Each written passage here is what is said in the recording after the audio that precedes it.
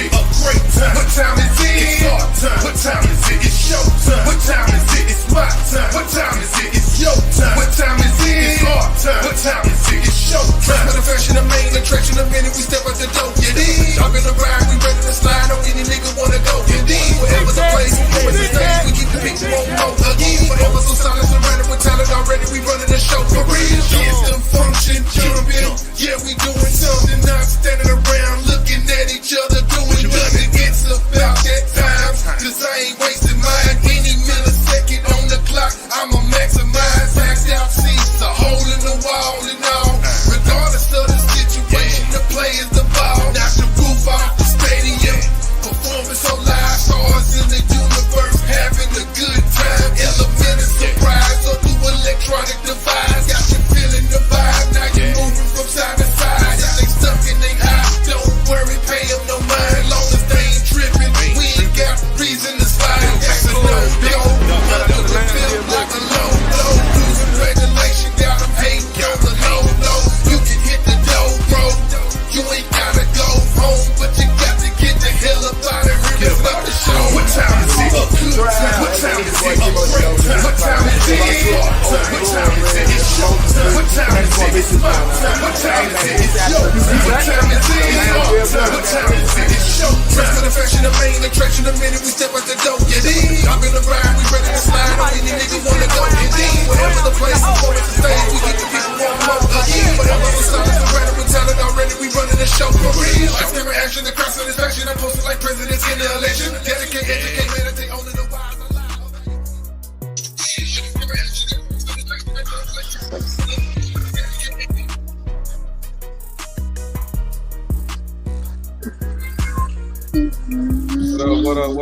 What up?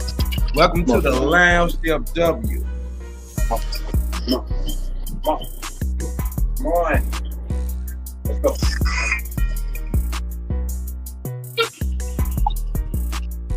Are you on, QD? No, sir. Yes, sir. Can you hear me? Yeah, I can hear y'all loud and clear. Okay, awesome. Beautiful.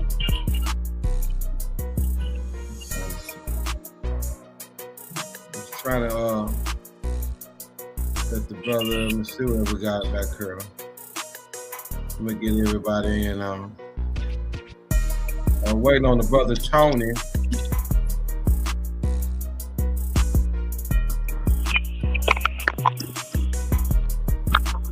I don't know why Tony having problems.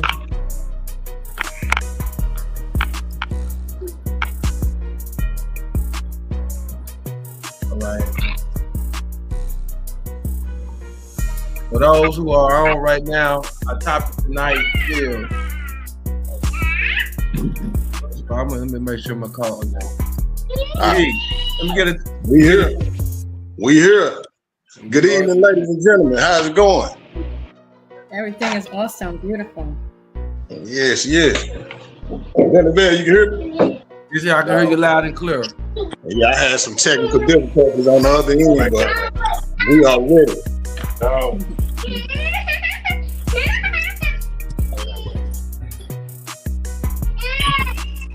For those who are joining us tonight, tonight's topic is, can you turn a hoe into a housewife?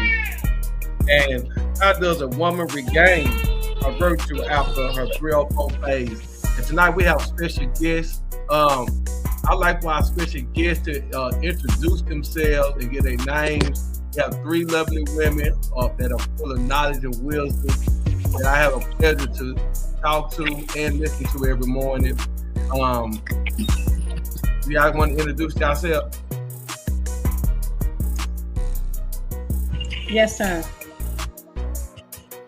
Good evening, family. How you doing? My name is Malika Muhammad. I'm from New York City. My name is Latoya Muhammad, and yeah, we can hear you. And okay, thank you.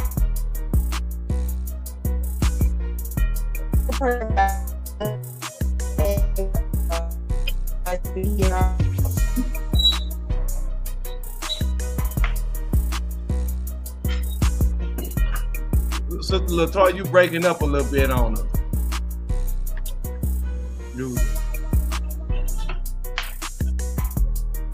Oh, can you hear me now? Yeah, I can hear you now. Oh, I said, my name is Latoya Muhammad, and I'm 40, and Okay. I am preparing fasting. All right Happy now. to be on your show, sir. I'm thank you for joining us tonight. I appreciate you blessing us with your presence tonight. Hopefully, God will use you and you're able to deliver some message to someone out there that needs to hear this. Well, sister, I said, what's Sister Mira at? I see her, but I don't see her. I'm here. Can you hear me? I'm trying to turn my camera on. Can you hear me? Yeah, we can hear We can you. hear you. We can hear you. Just push that camera button right there to the right of the mic.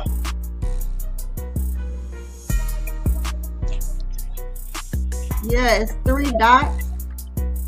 And it's the only option is to stop mic/cam.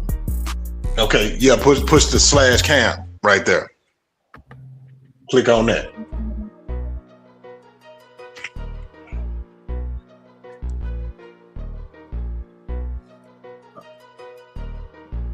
We got it.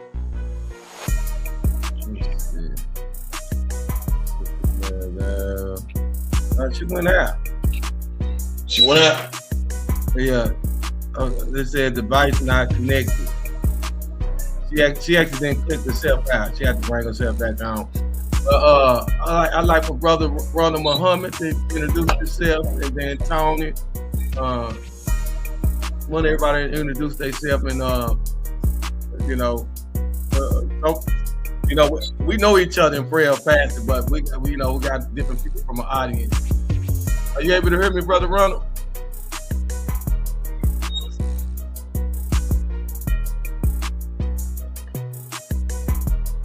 This mic is closed. Is it open?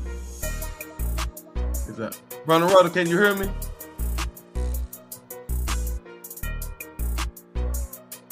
I don't think he can hear you. I don't think he can hear you.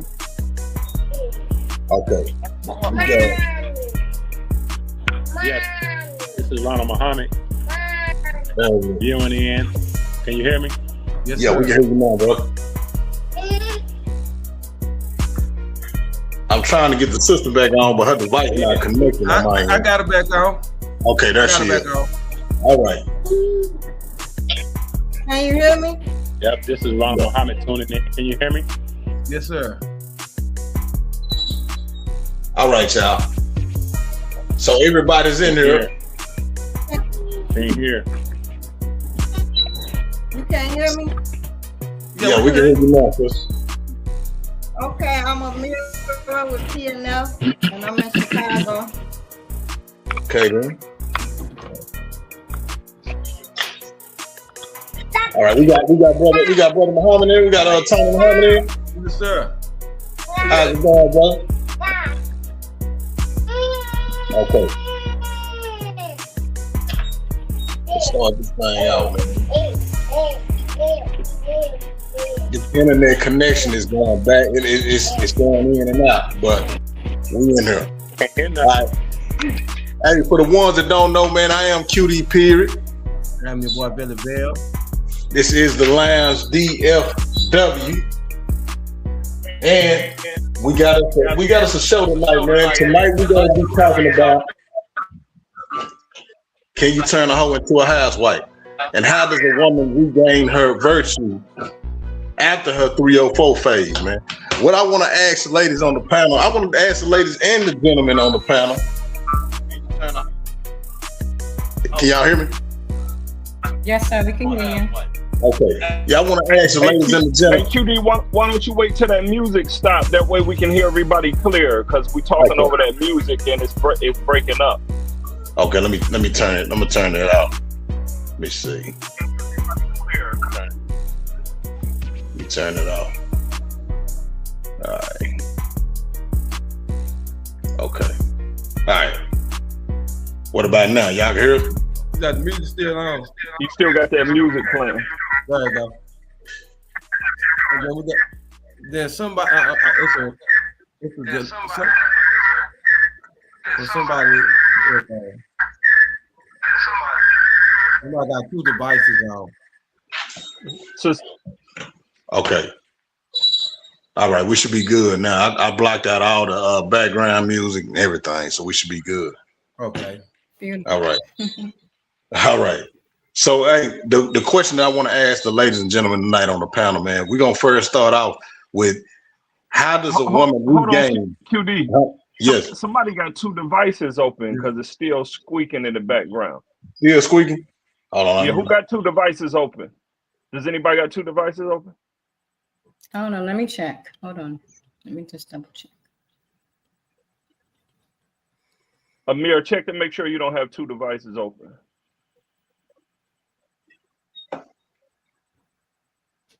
Okay, everybody's on mute. I got all the background out.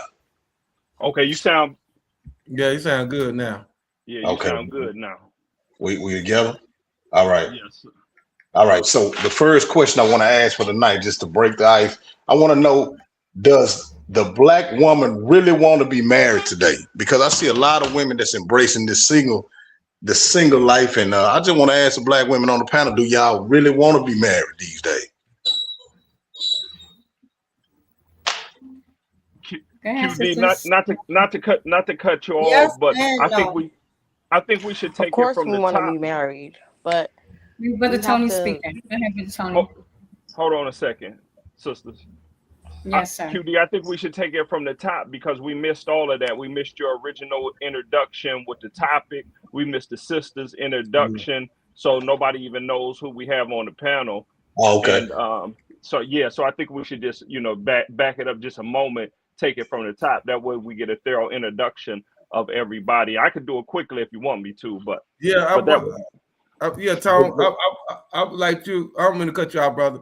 I like you because this topic was inspired by you also, even though we all chopped it up, but it was inspired by you. I like to give credit when credit is due.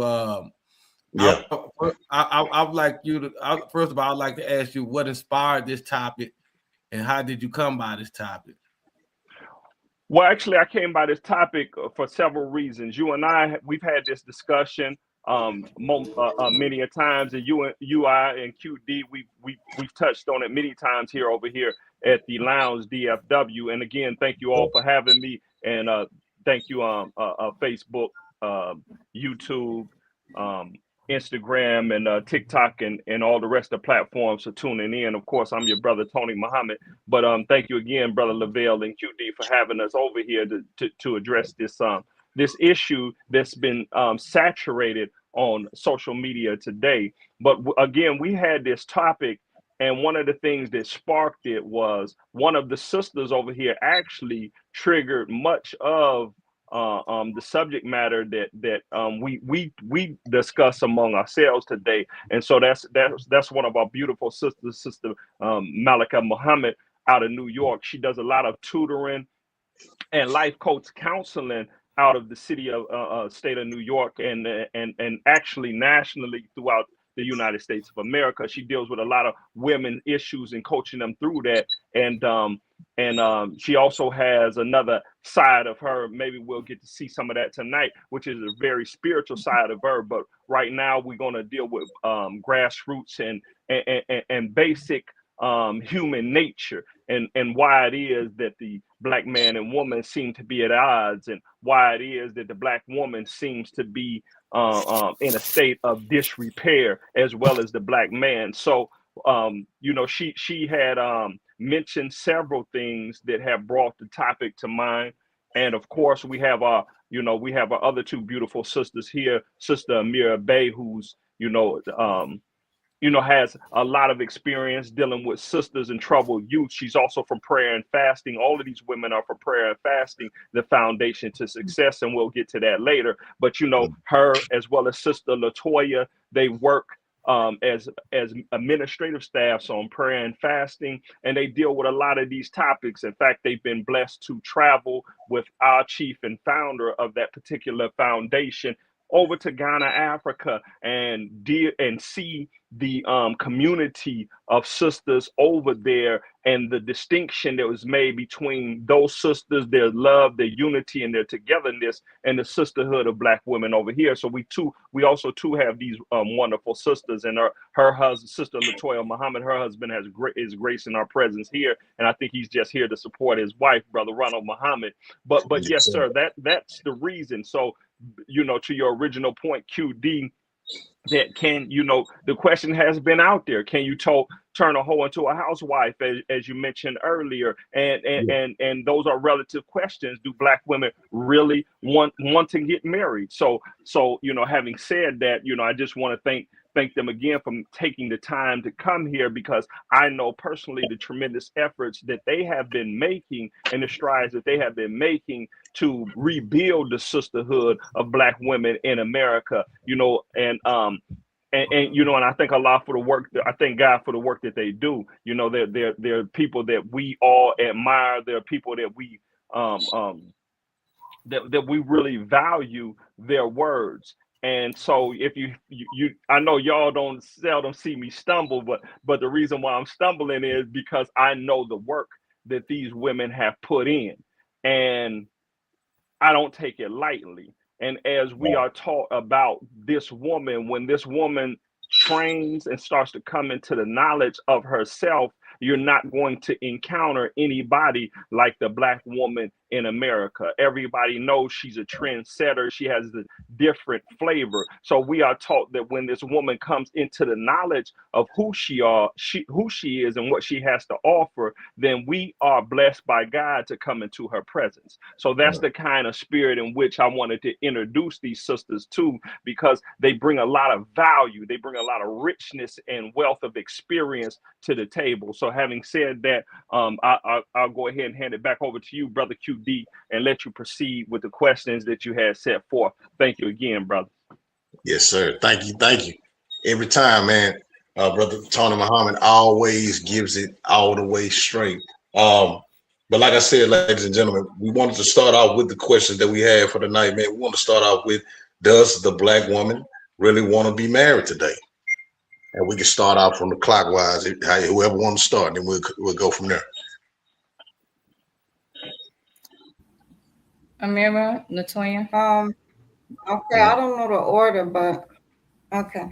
So I think that's a yes or no answer, because you have women proposing to brothers nowadays, getting on their knees proposing. So I think I have difficulty hearing sisters do want to be married. who's talking on my, And then you my have device. I'm quite Wait, hearing. Latoya, you speaking while Amira was speaking. Because I can't hear anything. Okay, she said she can hear. It says. Hold on, what? No, I can fix it. Can you do a sound check? Yeah, I can fix it. Hold on. I'm sorry, Sister Amira. Okay, so yeah, I think that's yes and no, because you got the women that's out here proposing to brothers, which is a whole nother conversation. That's unnatural. And then you got the women that's so independent and chasing.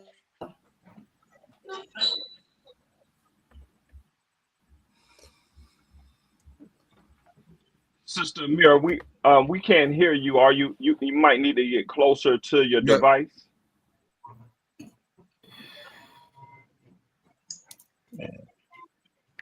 Yeah, because you were going in and out. But probably I try to come in a little bit so the mic can pick you up, because it makes it sound like you're going in and out.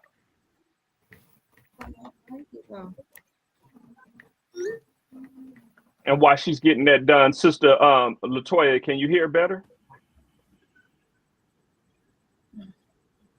I think hers free she froze Latoya. up. Okay, I'm unmuted. You didn't hear nothing I said. We heard you a little bit. You didn't hear anything I said? Yeah, we can hear you now. We can hear you now. You gotta let people do what they want. Can you hear me? Yeah, Yes, we can hear you, Amira. we can hear you now.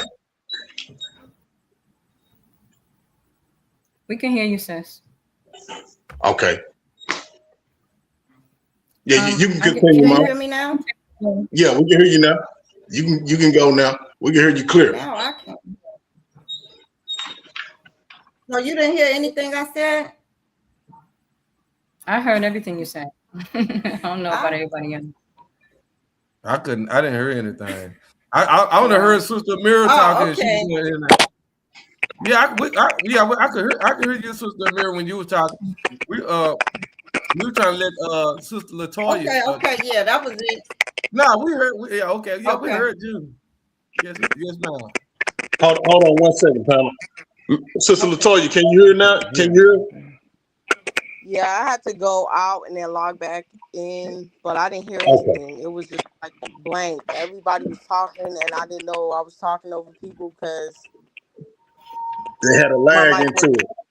Or, I'm sorry about that, but I'm back, and I wanted to get a chance to chime in and answer the question.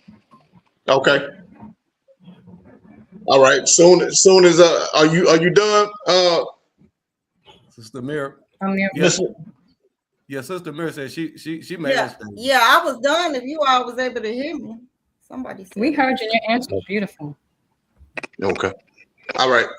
Miss Latoya, okay, you can go after her, and then we're gonna go to Okay, can you repeat the question? Because I just got back in, and so I can be able to answer it. I'm sorry about that, but yes. Yeah, we were asking. We were asking Black women, do y'all want to be married now these days? Of course, we want to be married, but the thing of the matter is that we need to know ourselves, and in order to know ourselves, we know the actual spiritual guide within us. So I would say until we know exactly who we are, which is connecting to that spiritual guide, we cannot want to elevate or want to be married to anybody until we figure out who we are. So that's what I would say. That's what you say. Sister Malika, what you got for us?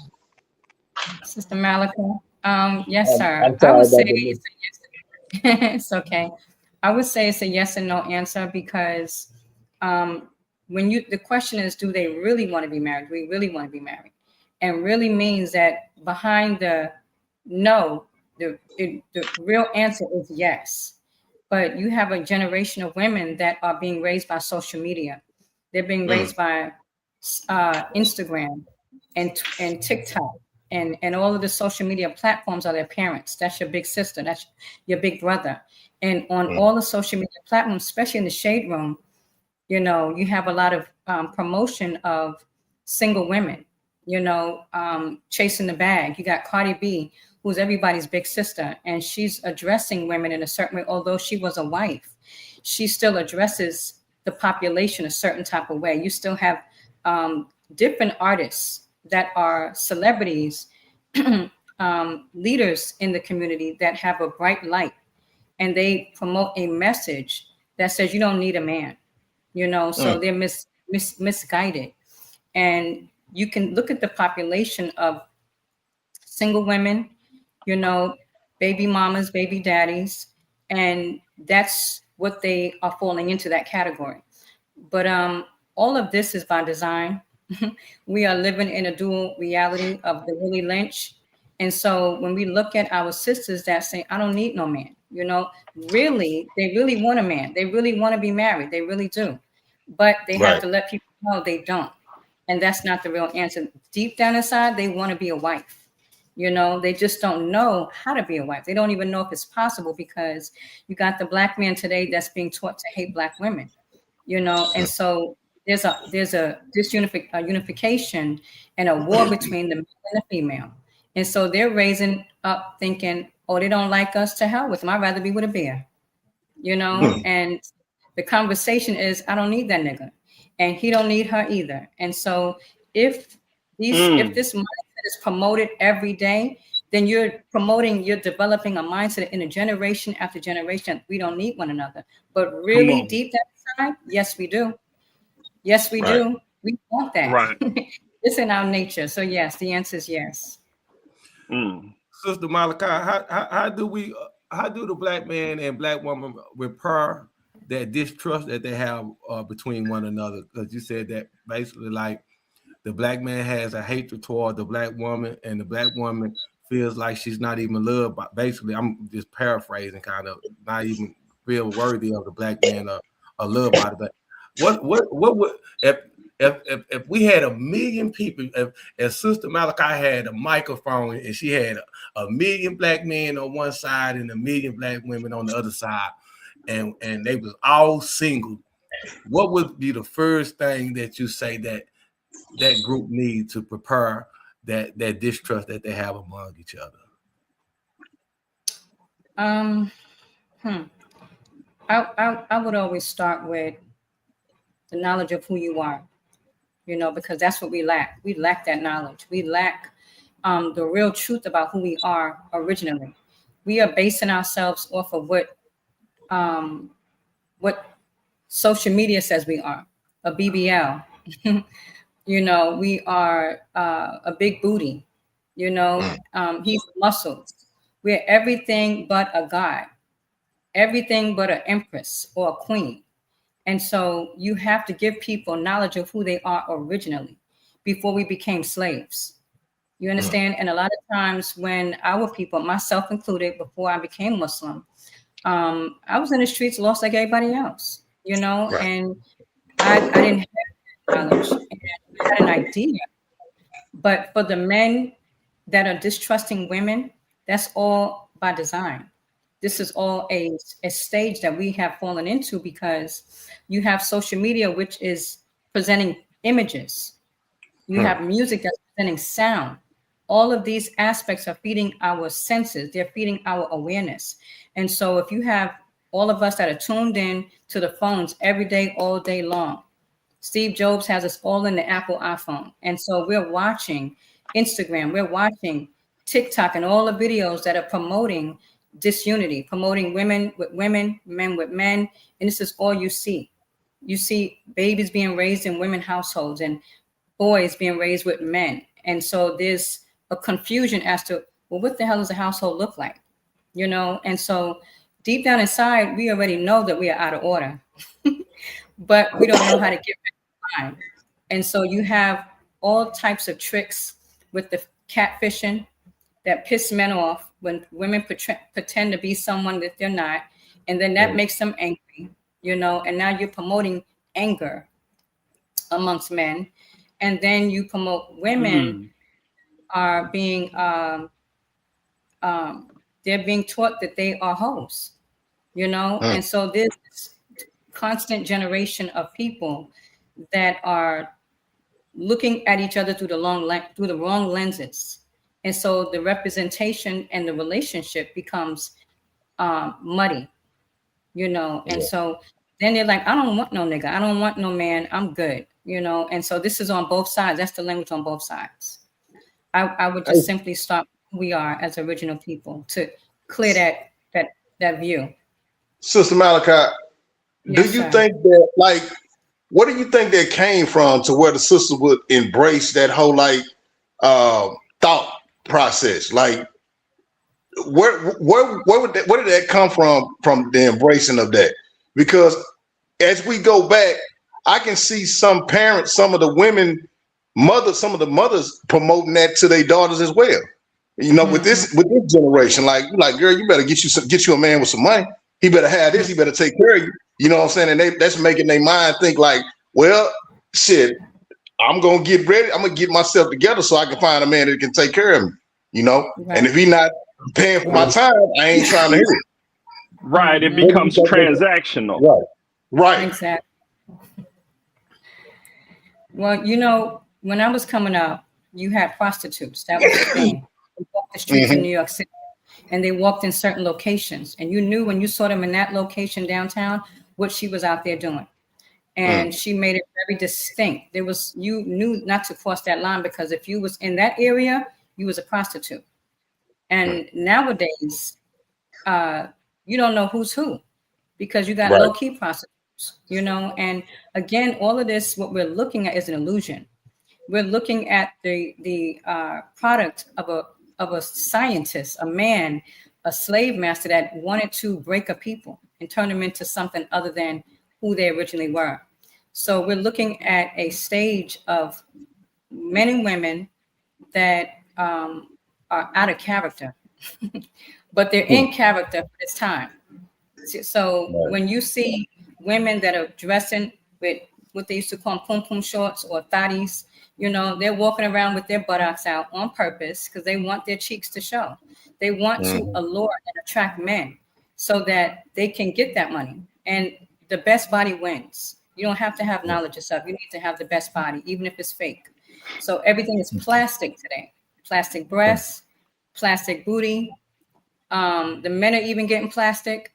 You got men getting plastic. They get no kind of injection. So you have a whole new people that want to be physically beautiful, to get the biggest bag, have nothing in their heads, but you got a body. Okay. So when they get together and experience each other, they're like, what the hell is this? You look good, but there's no connection, so all she can say is, I want that burqa bag. Can you afford it? You feel me? So if the man is not if he's not fitting in alignment with her idea of what social media has presented, you're not good enough. So each and every one of us are trying to be something other than what we really are. And that's all by design, Can I ask the ladies this? Y'all can answer in any particular order or whatever. Do y'all feel like social media has given our women, no matter what race they are, a false sense of value about who they are?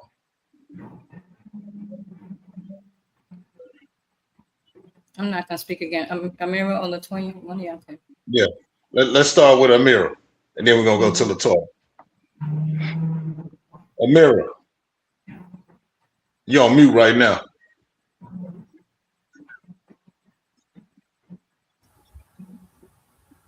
Can you hear me? Yeah, we Yes, can. we can hear you. Okay.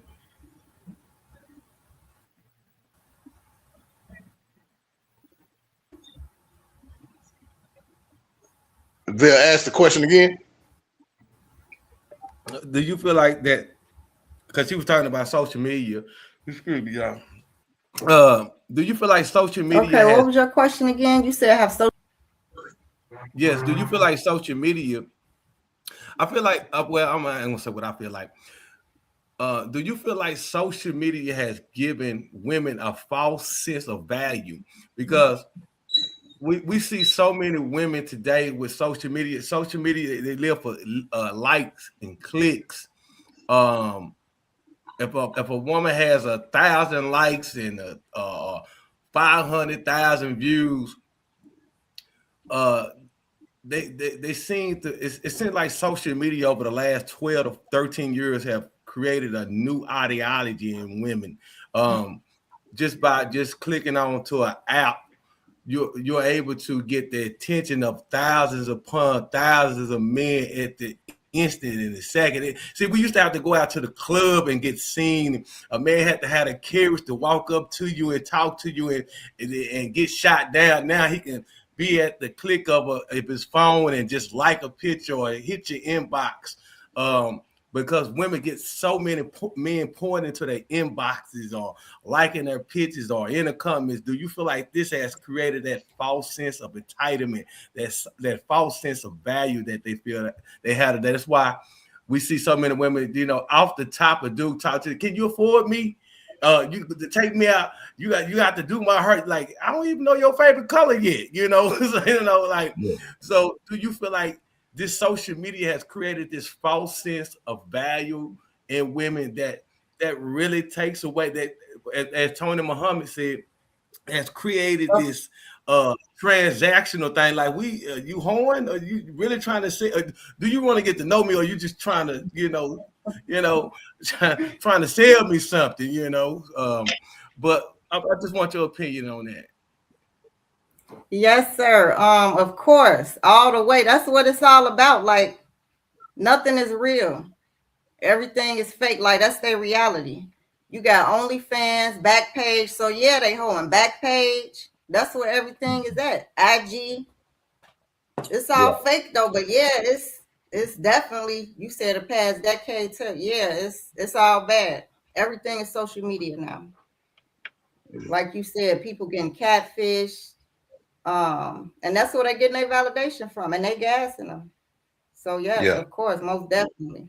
Everything is social media. yeah. I feel like us as men also, man, we created that sense of women taking that in and embracing that culture as well, because you got dudes that have come to regular women with trick behavior. You feel what I'm saying? And what I mean by that, Mhm. I mean like you coming to a regular woman with you telling her that you're gonna pay for her time and you want to buy this and this and this and that, and you ain't even tried to learn who the woman is. You feel me? So it's been a saturation of that to where women are used to that, because this how these guys are coming off too. So we can blame ourselves for that as well, because man, I've never been that type, man. But I've seen dudes nowadays. That's how they get them. They'll jump in the inbox and, hey, man, let me take you shopping. Let me fly you out. Let me do this and this and that to you. This is a regular woman. Now, at first, she might be like, "Nah, I ain't with that." You know what I'm saying? But as the time go on and it's steady going, then she like, "Man, you know what, man? I'm finna go on and get flew out." You know what I'm saying? Or I'm finna go on and take this money. So that's something that's created by us as well. And it's a collective. We gotta both change the narrative of what we putting out there as well. But yeah, Miss Latoya, you can answer next if you want.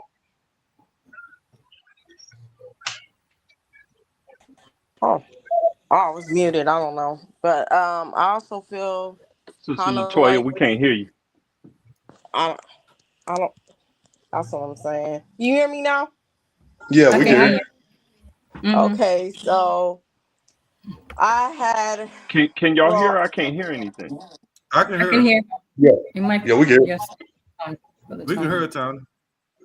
okay, so I kind of had an encounter one time with someone where um that kind of happened to me, sort of, where I was put in a situation where this person was married and they never told me they were married. Mhm. And they just had sent me like a picture of a snake, and that was just like, okay, at first. And he was just like, oh, well, I'm Muslim. And I'm like, okay, that's like really good for you that you're Muslim. I'm married, so I'm not like really interested in all that. But him like perpetrating a fraud, eventually finding out that he was married, he had children. And if he just came out and just told me that, you know the conversation would have got short until, okay, I'm not interested.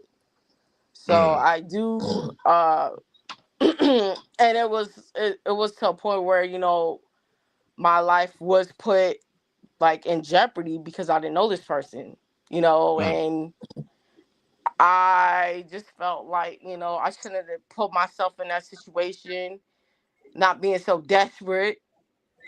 And if he just kept it real and just was like, I'm married, I have children, this is what I do. I mess with different women. I, drive truck. I do this, I do that. I'd have been like, okay, cool. At least, what I'm Yeah, saying, you keeping it straightforward. yeah, You ain't, coming on here lying about what you be doing. yeah. I be telling my So it's just, sons that, man. it's stuff like that. We get tricked, but we put ourselves to be tricked. Yeah, Some of us, because we're just like desperate.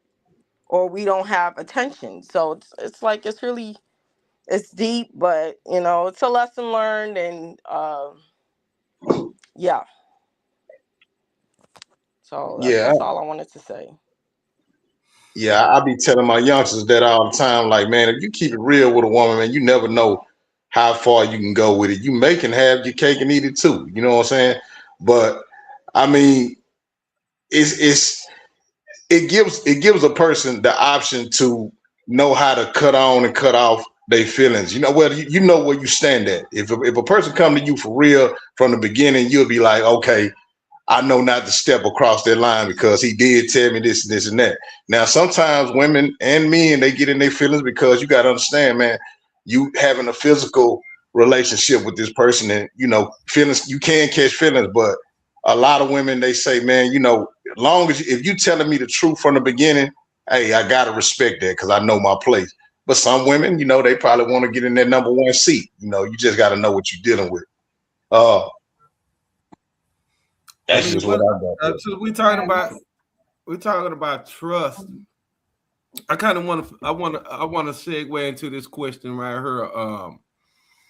I mean, how do women break the mental hold that previous relationships have had on them? Like say for instance, like what the sister said, with the bad experience with a dude lying, even though she didn't even have a chance to engage into anything with him because he was catfishing or whatever. But I've often come across a lot of women who just not even interested. They pretty much giving up on love, so they opted monetary gain over love. So they focus on their career. They focus on what they can get out of a guy, because a lot of times they're sabotaging themselves also by bringing that past relationship into the new one. You holding this guy accountable for something that was in your past relationship, and you're not even willing to let this guy get to really know you. You're holding up those barriers. How do women get past that? Sister Amelia, you feel like answering that question? No. I will. Go ahead. Yeah, you got him, Miss Malika. Oh, Malika, you said? No, Yeah. Sister Amelia. Sister Amelia did Malachi, because I thought Sister Amelia finna add them. Yeah, I was. Go ahead. Because I was. Go ahead. Okay, I'm sorry. yeah, because I wanted to camel back on what you said too. When you said that you teach your son to be upfront, I just wanted to comment and say that that's so rare. Like, one thing I could say, like my ex, he was the first ever that like was real upfront. That's so rare. And now that's how I am. Yeah. And dudes be looking at me like, damn, like, and because I really appreciate that though. But yeah, that's good that you're teaching your son that, because that's official. Like, dudes play so many games. But okay, and then so you asked your question. What was your question again? I'm gonna answer. Oh, how can they get past that? To be honest, a better man.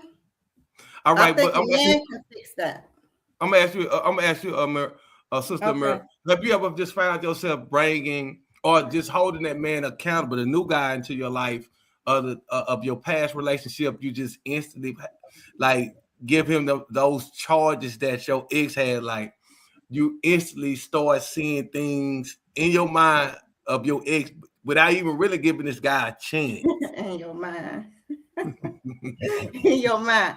No, but I think women, we really be telling men stuff that we shouldn't, but it's a plus at the same time, because if he already know what she been through, he can change all that. That's what I'm saying. Like, if he already know her past, he's supposed to be on something totally different. That's why I said a better man can fix that. But no, that's not right to bring that on him, no. Like, to hold him accountable or. We get that as a guy. I've experienced that before. I've actually had a young lady tell me, "You just like my ex. Y'all niggas ain't shit." And how many y'all like your ex? You know, you give me a charge that this man been convicted of by you. How you gonna give me that charge? You know.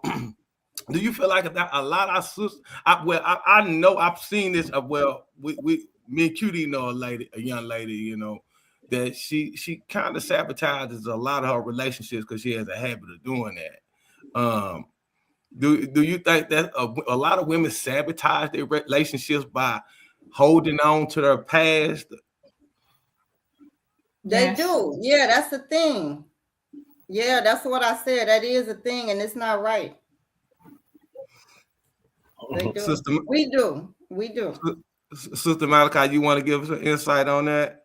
Yes. The answer is yes, because like Amira said, one thing to get you over that next man is a new man. You know. But if you're not careful, you may duplicate that same man that you just left. So the work has to be done. You know, there has to be a gap in between your relationship so that you are cleansing from that previous relationship. Because I think the question was, men don't want to vicariously date the man that you were previously with. And how do they do that? They do that because we bring that energy into the new relationship. You're wearing old clothes, old mentality, old pains that have not been addressed. And so you start to see him through those lenses of the last man. And now this dude that you have that's new is getting the backlash of the last one because you didn't do the work. So the work requires us to spend that time alone to figure out what is it that I did to attract this type of person. What did I learn from that relationship? And by honestly addressing those questions that come up inside of us, because most women, we men hop. We don't take the time to really look at yourself and be still long enough to say, okay, I'm not trying to repeat this. I don't want to see the same nigga over and over and over again. Enough is enough. So when you spend that time, again, you need to have tools, because if you don't have the tools on how to properly address yourself and hold yourself accountable, because we love to blame men for everything, but half the stuff can be also on us. And so if we look at ourselves and say, okay, what state of mind was I in? Where was I? What was going on in my life? And I attracted him and he did X, Y, and Z. You know, once I recognized that I did that and I drew him into my life and I accepted that and I tolerated it, now I have to forgive myself. And after forgiving myself, I'm able to say, okay, I'm still good. I love me, but I'm not going to repeat that again. So by not repeating that means that you're going to now raise your vibration, your energy is changing. You're doing the necessary things so that you don't attract that same type of person. So the man that you do attract, he should be better. He should be vibrating higher. And when you meet him, you're not looking at him through the same lenses because you did the work. You put in that work of analyzing yourself and not repeating the same, whatever the behavior is. You know, Black women, we come with a whole lot of stuff, you know, and so do Black men. But when we understand why we are the way we are, then we can address each other differently. And so I think, did I answer your question, beloved? Yes, ma'am. Yes, ma'am. You most definitely did. Okay.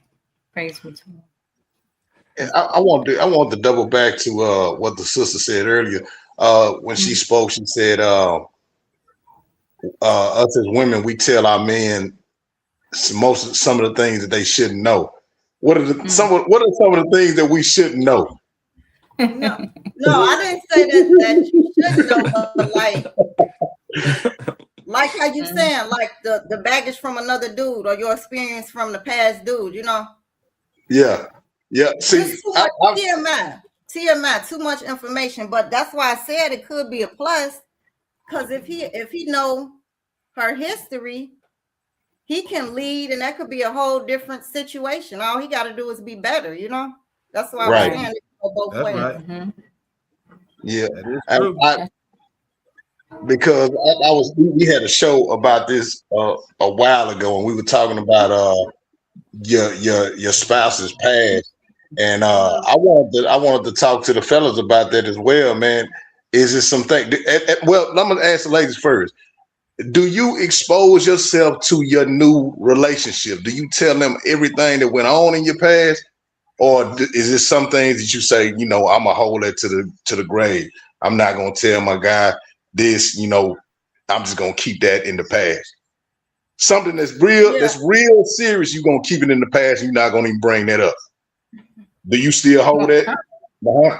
I don't think women should tell men their body counts. I don't think you should be discussing that with your, if that's your man, that's a different story. But don't expose your body counts. You keep that between Ooh. you and Allah. Yeah. Um, because men are not like women. Women can hear the man got a high body count, and you're like, oh, he's community, and he's gonna look at you the same way. And now it's a difference. We think differently. So women, and if you get to know that man, it depends on his character. If he can hold it.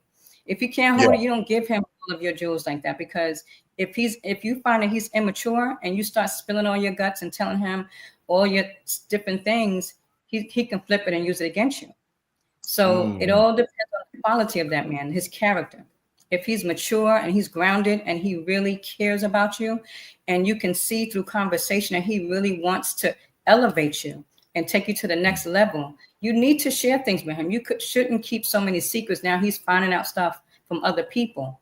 He's Right. finding out through your behavior, and now it's some men are very wise. They study women and they study their characteristics, and so if women see in this man that he is that type of dude that can handle it, then you can share certain things in moderation, Yeah. but I think immature women do that. I think we do that when we don't know better. We're just so happy, and you start talking and telling on your business, and now you broke up. Now you're fighting. What happened? But hey, let me ask you this. Hold Let on, me Bill. ask the ladies this question though, Yeah. All QD. right, come on, brother.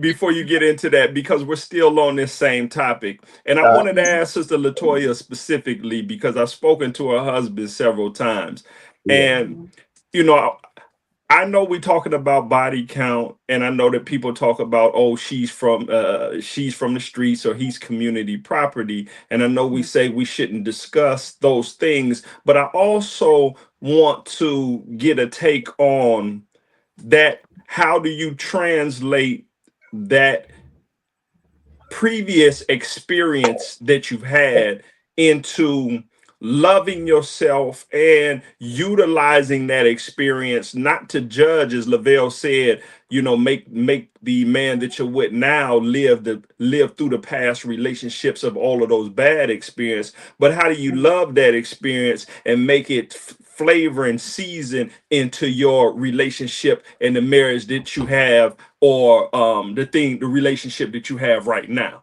How do you make that or value that experience? Because I think we should.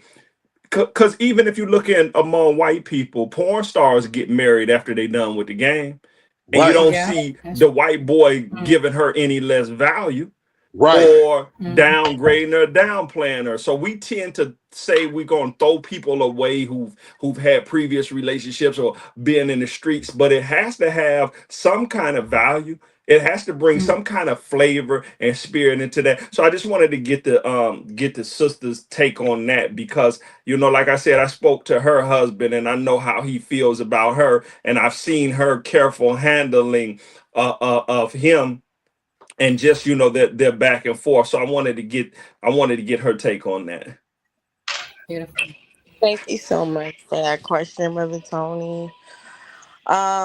Meeting my husband through my turmoil and through praying, fasting, and him just, I just felt like we were both getting a divorce. So it's just like I felt like I could really, and we met through a mutual friend. So I felt like I can really just rely. It was different um, with him spiritually, on a spiritual level. He just wanted to elevate me. I was in a broken place at the time. I did not have, well, my marriage was breaking up of 15 years, and I really was in a relationship by myself. I was the man and the woman. So I had two Mm. chromosomes. I had to be the man, I had to protect myself, and I had to be on the feminine side as well. And it's just, I was looking and I was praying to Allah that He would bring the right man into my life for over 2 years. And so happened, I met Ronald one night and we just, we were inseparable. We were just talking about anything and everything. I just felt comfortable with him to where, and then plus he basically invited me to pray and fasting. So that was a plus. He elevated me. He motivated me to want to change my life, to change the way I ate. Before I met him, I was eating pork. I was eating different meats. I was eating like a savage. I was drinking pop. I was not taking care of myself. I wasn't in an elevated place, at an elevated level in life. Just lost my mom. I was homeless. I lost a lot of money. I just wasn't in a good place, and he just wanted to help originally. So we were talking for around 7 months, and then I came down, and he was like, you know what, you could just come down and could just start working, getting yourself back on your feet. I felt like living with my sister-in-law. It was like I felt like a sharecropper. I would just get up. I would do a lot of stuff that I shouldn't even want to even tell this platform right now. You know, mow lawn. Take care of my sister-in-law, hands and foot. If she needed her medication, I was there. It was like really bad. And I was dealing with, my husband cheating on me, going from different woman to woman, and I just got tired of it. And Allah moved him out of the picture. And then I met this beautiful spirited man. I met Ronald. I met the God in Ronald. And he cultivated me, the God within me, to rise up and be the empress. Because I'm not a queen, I'm an empress. I know who I am. That's right. Beautiful. And it's just like, he elevated me. He wants to see me grow and elevate in God, as well as he's elevated in God, so we can be on the same levels spiritually, mentally, physically, on the same levels, and it's beautiful. It's a beautiful experience. I know sometimes I'm like a little rough on him and I snap, and it's just because I've been abused. I know how that is by my ex-husband. I've been spit on. I've been called B's, A's, you name it. Retarded, you name it. I've been physically, mentally, and spiritually abused by that man. And it's just, I met Ronald, and it's just, it's different. I know Beautiful. sometimes I don't show it, and I don't appreciate him at times, but I truly, truly love him, and I truly need to be more mature and be able to water him more, because he's a true blessing in my life. He's changed my life. And I know I That's don't tell him this often, but he's the best thing that, ever happened to me. He's a wonderful man. So, Sister Latoya, Yes, sir. what would you tell the women who have come out of abusive relationships, who have a problem of letting their guards down, who have a problem of trusting? How would you encourage them to say, hey, you have to take a chance. You have to give this guy a chance. I've been there. How would you embrace those sisters? I'd never trust a man again in my life. Like Sister Malika stated, it's just take that time. Take that time to be by yourself, to know yourself, to know and cultivate the God within yourself, to be able to know yourself to be able to open up your pineal gland to be able to connect to another man the way I have. Because everyone has a man that they can connect to. It's just you need to know yourself and who you are in God and be able to connect with him on a spiritual journey, on a spiritual level. It's not just sexual, it's more than that. I have family, I have aunts and stuff like that that's been married 60 years, 55 years, 30 years. My parents have been married 40 years almost. It's just it's that you have long marriages, but you have to have a spiritual connection with the God. In order for it to be long lasting, you have to know that person spiritually inside and out, because physical is going to disappear. And the only thing that's going to be left is the spiritual realm of everything. So if you could connect on that level, I think you can make it. Beautiful. That was beautiful, Sister Latoya. Very, very, very beautiful. Beautiful. Can I ask y'all ladies something? Yes, sir. Go ahead. I know we don't have every single black woman listening right now, but y'all are representing the black women today. Do y'all feel like black women feel like they're separate, or do you feel like black women feel like they're alone? They're in a fight by themselves. And if that is the case, I want to ask this question right here. When and where did black women begin to define herself separately from her man?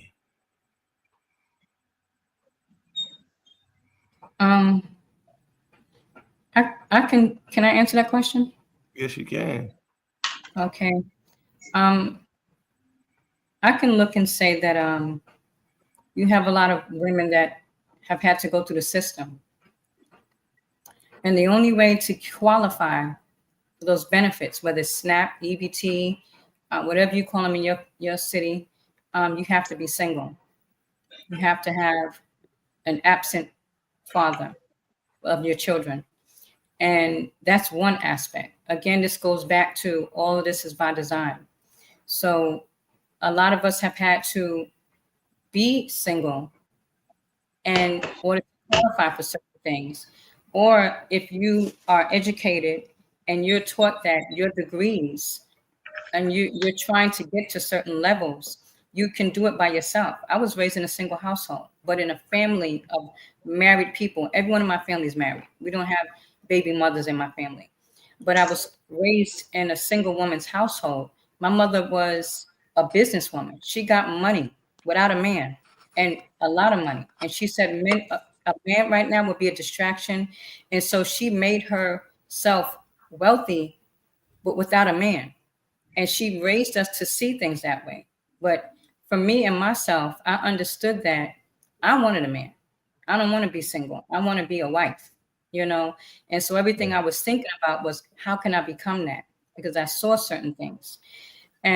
But a lot of times we don't have certain presence in front of us. We have, again, welfare, you have social media, you have all of these things that are right in front of us, that are telling us, they're guiding us on how we should live. So if I can get money fast without a man telling me don't do this, don't do that, and I can do it without his permission, I can do it at my own will, I'm gonna get that money.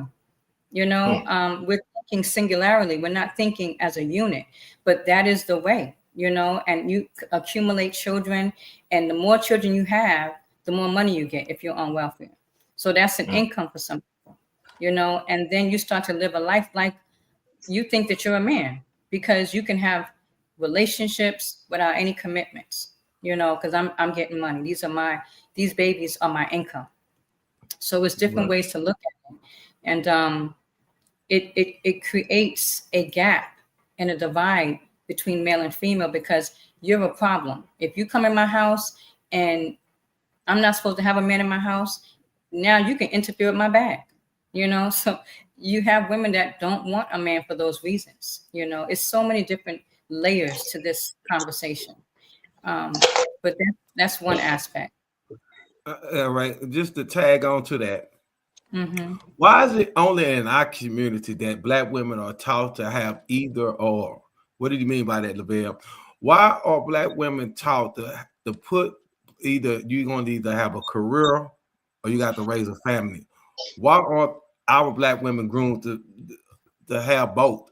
When we look into white culture and white society, no one told Hillary Clinton that she had to decide if she wanted to be a mother or did she want to choose a political career. We see so many of our black women today, from Kamala Harris to right now Jasmine Crockett, who's about to be 45, no kids, not married. Kamala Harris never had any biological kids. We look at Oprah Winfrey. We look at Tracy Elliott Ross. All these women have opted at, a career over raising a family. Why is that so prominent in our community that it had to be either or?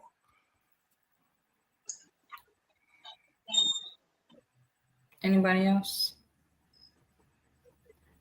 Amir, I can say. Amir, you want to go? Take it. Yeah, take it. I didn't hear you, but I didn't hear the last question. But I wanted to chime in on the one you just asked before that. Go ahead. When she touched on the system, so that's one of the answers too. And another one is the feminist movement, I think, which had nothing to do with us. I think that still has a lot to do with it too, to this day. So I just wanted to say that. And then I didn't hear your question, the last one you said. I asked why are black women groomed and taught they have to pick either to have a career or raise a family? Why can't they have both? And I use Hillary Clinton as an example in the politics. We can go to Nancy Pelosi. When we look at a lot of these other figures that are in politics or whatever, or just having careers, they still taught to promote family. But like Sister Malachi, she was taught and groomed, hey, be about your money, don't let nobody slow you down, get to the bag. Why aren't our women groomed to say, hey, you're intelligent enough, you're great enough, you have black girl magic, you can do both of them. You don't have to pick and choose. Like I was using Jasmine Crockett as one of the examples because she's like up in our age group. She's about to be 45, something like that. She's not married. She doesn't have any biological kids. We look at Oprah Winfrey, never had any biological kids.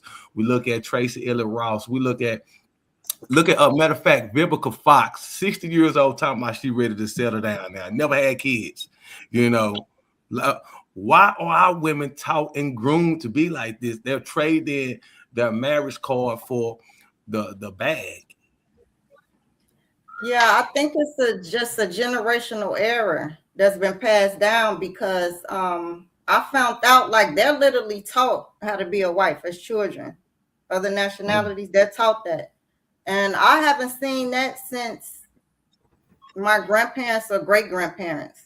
Like I don't see people that's married for decades, until they deceased. So it's just, I don't know. Man, I can't, just generational trauma or something. I don't even really know how to answer, but it's all bad. Todd, you want to add to that? Why is that promoted in our community, or why is that promoted in our community, and particularly to our black women? They have to either choose to have a bag or raise a family. Right. I would say go ahead, Latoya.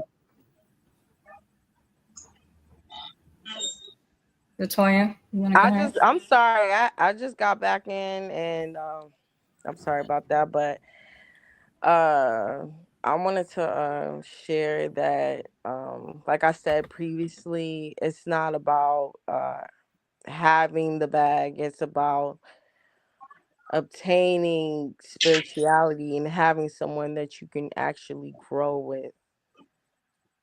mentally, physically, emotionally, psychologically speaking, definitely spiritually speaking. Everything is not always about money. You know, money comes and money goes. It's about finding that person that you truly are meant to live the rest of your life with and not waste your time. I mean, who has time to waste 15, 16, 17, 20, 30 years with somebody and it's not the person that you're supposed to be with? I know I hate wasting my time, because I don't know when, Allah's going to call me back to himself. So I think that's what hurted me the most. I don't want to waste my time. I want to enjoy my life. I want to be happy. I mean, every waking moment, being alive means something. I'm meant to do something. Allah saw fit for me to be here to accomplish something, whether it be creating something, whether it be to raise my children, whether it to be with Ronald, whatever it is to be. I mean, he allowed it. Every morning I wake up, so it's just like know your person, enjoy your life. Mm. The hell with money. You know what I'm saying? It's about spiritually growing and elevating. Because if you not elevating, you ain't growing, you dead. You dead as hell. And that's what you want to do. You want to be elevating and growing in God. So that's all I gotta say about it. It's not about money. It's not about nothing. It's about growing and elevating with Allah and growing and elevating with the person that you're meant to be with for the rest of your life. Mm-hmm. That's it. That's what's it. May I say something Yeah. in reference to your question, Brother Lavelle? Thank you, Sister Latoya. It was beautiful. The mic is yours. Your question, yes, sir. Your question was, why are we taught to be single women and single men? Again, this goes back to it's all by design, and it's to break a people who were once great. And so now we're being made fools of. We're being made mockery of. If you have children growing up seeing women raise their children by themselves, you have men that are children growing up watching this. Our children are our future. So if they're coming up watching single women be the lead and take the lead, and this is being promoted in the shade room, it's being promoted all over social media, they're learning this. It's institutional. So this is all a programming on how to make a new people a certain type of way.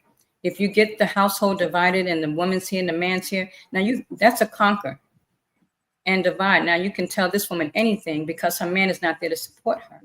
If he's hateful of the woman and he's separate, you can do anything to his woman because they're not united. So this is all by design to break us. When we understand that nothing is just happening, this is all calculated, then we'll stop looking at each other as, oh, he's the problem, she's the problem. No, there is a problem, but the problem has to be solved with knowing who you are in essence. As a female, knowing your role, as the male, knowing your role, and answering the question of, why are we single? Why am I doing this by myself? I was married almost 20 years. I know the beauty of marriage, and I know the life of a single woman. They're both beautiful, but the life of a married woman is not discussed enough from a Black woman's perspective. It's beautiful to be a wife, to have a husband, to have a family, not supported by welfare, by two people working to make their household to reflect God, to reflect family, to reflect a unit, but living the life and being a single mother, I have friends that are married and single, and you can see the imbalances that take place when women are alone, when they're left to do it by themselves, or they're encouraged to do it by themselves. You can see the difference in some of the children. You can see the mannerisms in the women, you know, how we develop ourselves when you're single. So all of this is by design. And when we spend that time alone and start incorporating knowledge into our lives, then we begin to see, okay, I've been made crippled. Now I have to balance out myself. Now I have to start to elevate. Now I have to start pouring into myself, being around people that are where I want to be, you know, and then you start attracting men that are also thinking the same things. You know, everything comes into alignment, but it starts with yourself. It starts with knowing your history and knowing where you want to go. That's a fact. That's Tony, brother Tony, you want to add something to this? Oh no, sir. I thought Sister Latoya had dropped off, so I was going to mention it because I didn't see her picture, and I know I had the same problems earlier, but no, sir. Hey, I want to hear from the sisters tonight. Okay. Yeah, we got a caller, man. Let's bring a caller in. Let's see. Okay. What we got?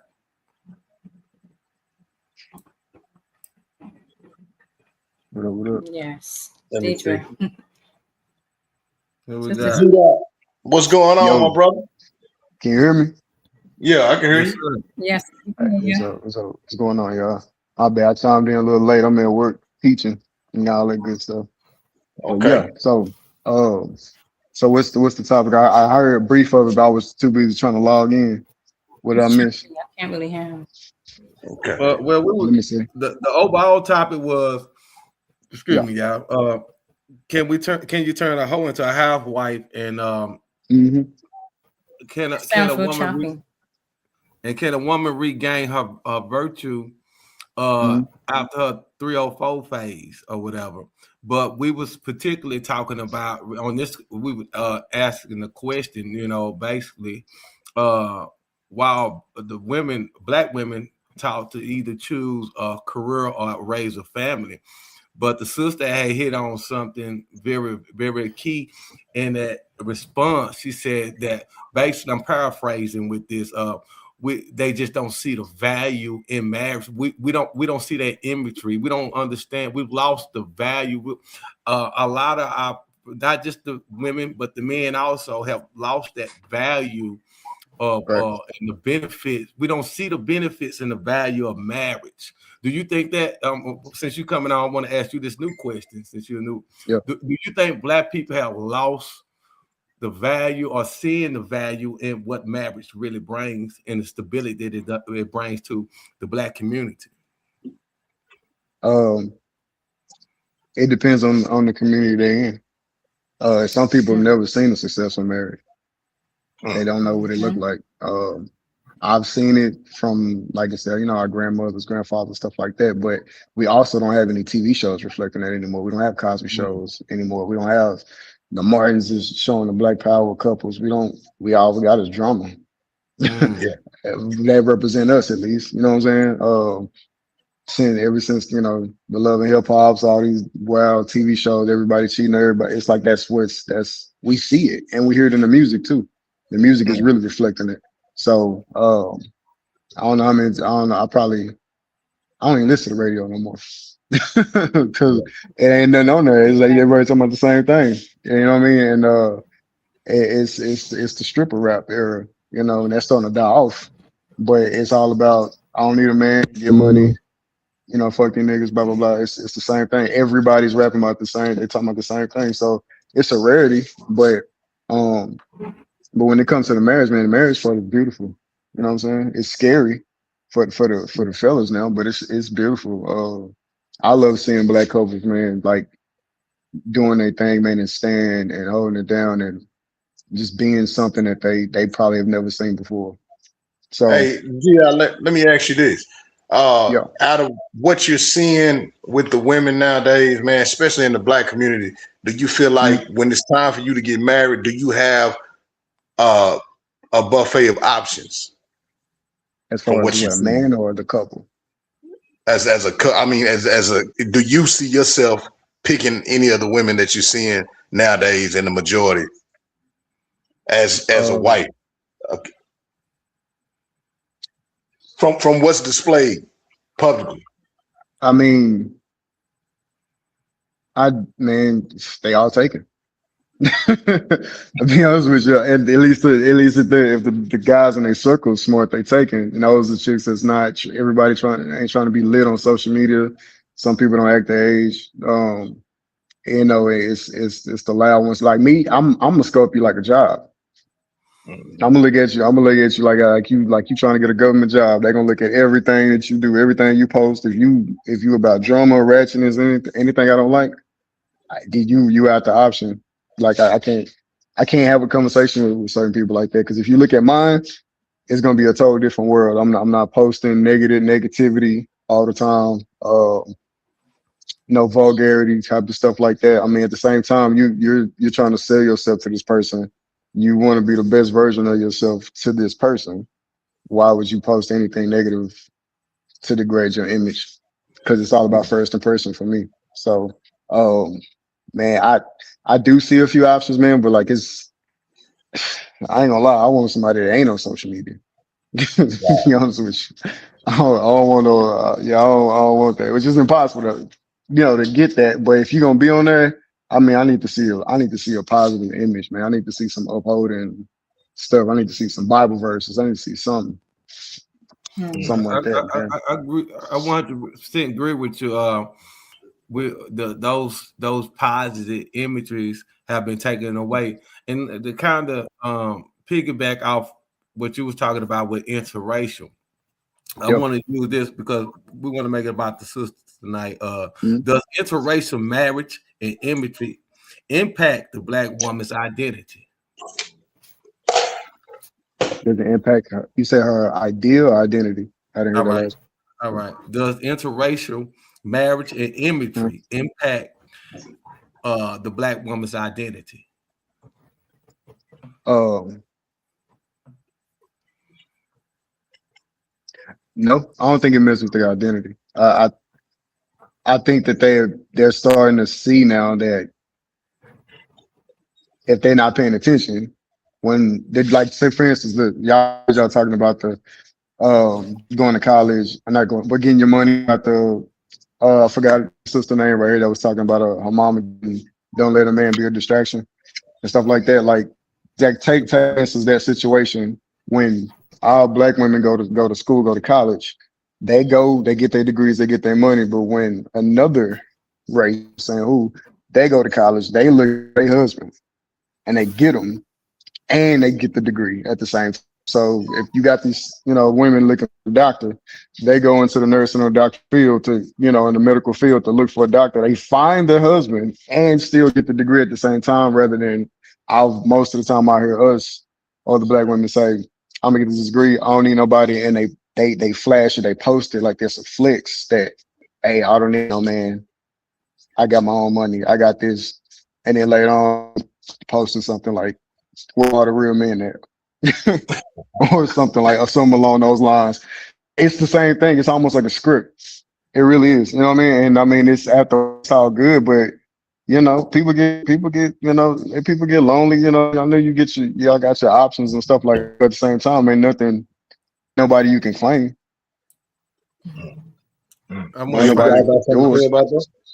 I want to find sister. Put sister Sandra's response back up there. Q. I was trying to find it. You had it up there. I want to read her response to the question that I just asked. Mm-hmm. Let me see. I heard. Okay, I see it. Oh man, I want to chime in on it But, because I was talking about with the past situation uh, too. Boy, I couldn't get on her fast enough. that ain't the one. It was the one Brother before Lavelle, that. you said does it impact the Black woman's identity? I'm gonna read it one more time. Interracial marriage? I said, does interracial marriage and imagery impact the Black Mm-hmm. woman's identity? I say yes. Yes, yeah, a sister. Yeah, okay. You want to elaborate on? I'm trying to find. I'm trying to find the first answer Sister Sandra had up there. Mm-hmm. Okay. Nah, that ain't the one right there. But go ahead. I'm just trying to find her response, and I was going to read it on the screen. I was going to put it back Well, on the screen. she said, when we're shown black couples married, we tend to say it's fake. But Yeah, she she was had also another response. Yeah, I'm sorry. Go ahead. I was trying she to was find the also one speaking before that. when she was talking about black women marrying white men. Yes. Yes, she said that a lot of black women are marrying black men, which I'm sorry, black women are marrying white men, which gives the illusion that all is well. That's what she was saying. But the thing is, you have black women marrying white men. Uh, lately, you have Venus Williams, who married a white man. And you have a lot of black women marrying white men nowadays because they're trying to present that black men don't want me, I'll get a white man. And then you see when black women see black men with white women, it affects us because you begin to feel like, well, I'm not good enough. And so if you see him constantly going after white women and you're looking at yourself like, well, why is he choosing her and not me? And you're looking at her size, you're looking at her wallet, you're looking at the fact that we're wondering what does he find in her that he couldn't find in me? And it's a whole lot of things. You know, it's a whole lot of things that right now you have a lot of black women that are become more masculine. And we argue a lot in the household. We don't know how to properly communicate.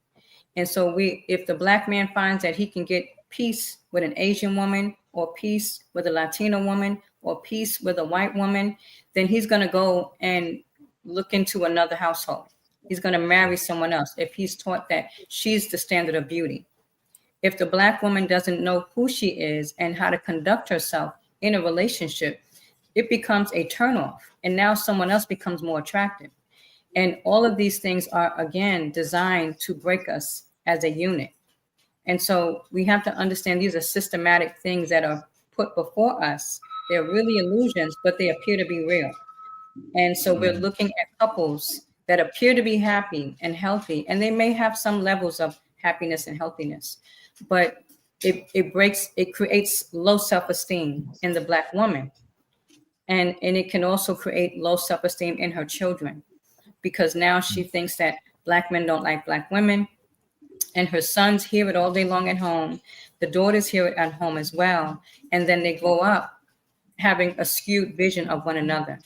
And so, like Sandra was saying earlier, we don't have images of the Cosby families. I grew up seeing that in my family. You understand? So we don't see enough of that, and it's not promoted, and we're not sticking together to present that we can be what we're looking for. It just has to be in your heart. You have to desire it.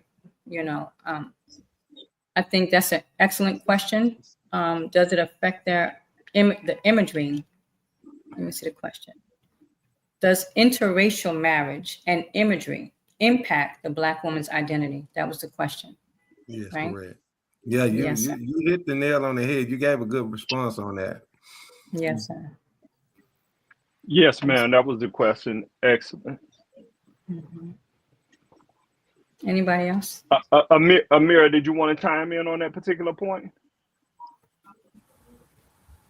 What was the question again? The question Does was, interracial dating?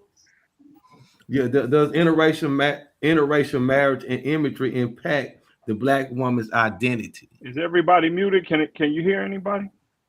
I can hear everybody. Can't hear me? Okay, because I can only hear you. Who, you all can hear me, Tom? Yeah. Lavelle, you muted. No, I can't hear you. I can Oh, you hear hear you. Lavelle?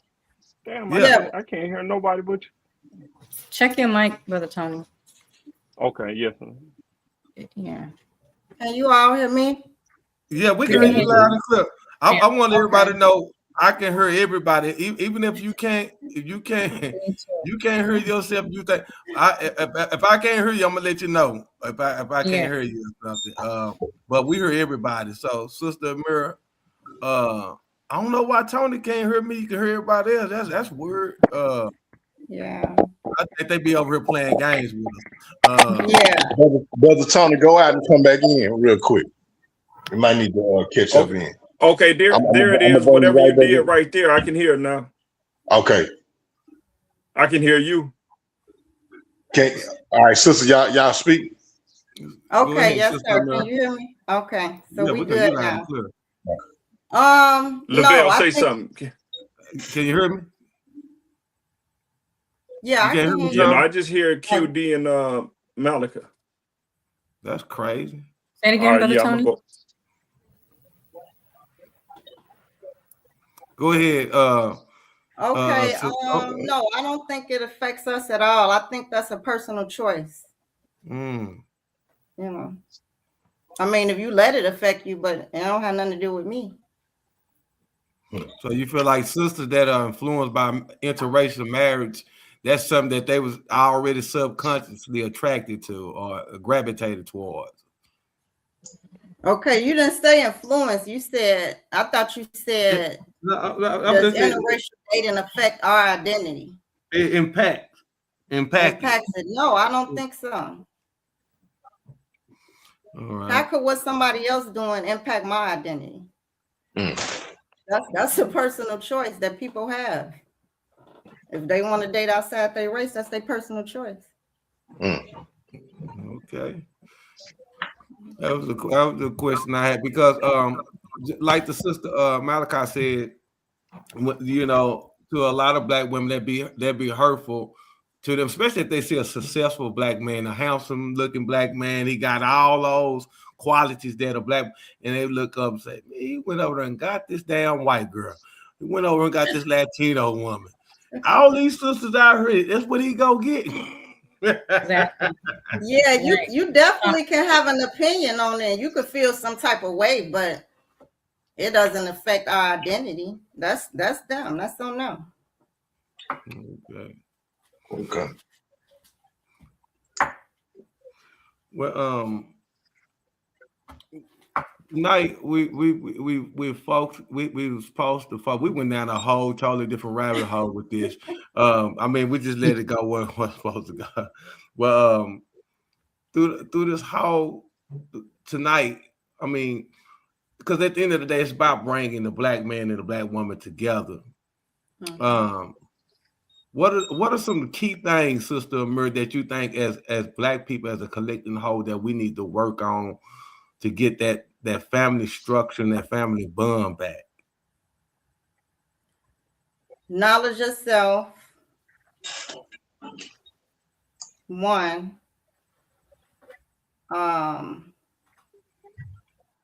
That's where everything else will fall in line, I believe. Yeah, once you know. I heard you say knowledge of self. What do you mean by knowledge of self? Well, a lot of people don't love themselves, so how they gonna love somebody else? Okay. They got low self-esteem. They fighting each other. They on drugs, on alcohol. Like it's just you can't do nothing living like that. You gotta know who you are. They don't think nothing of themselves. It's just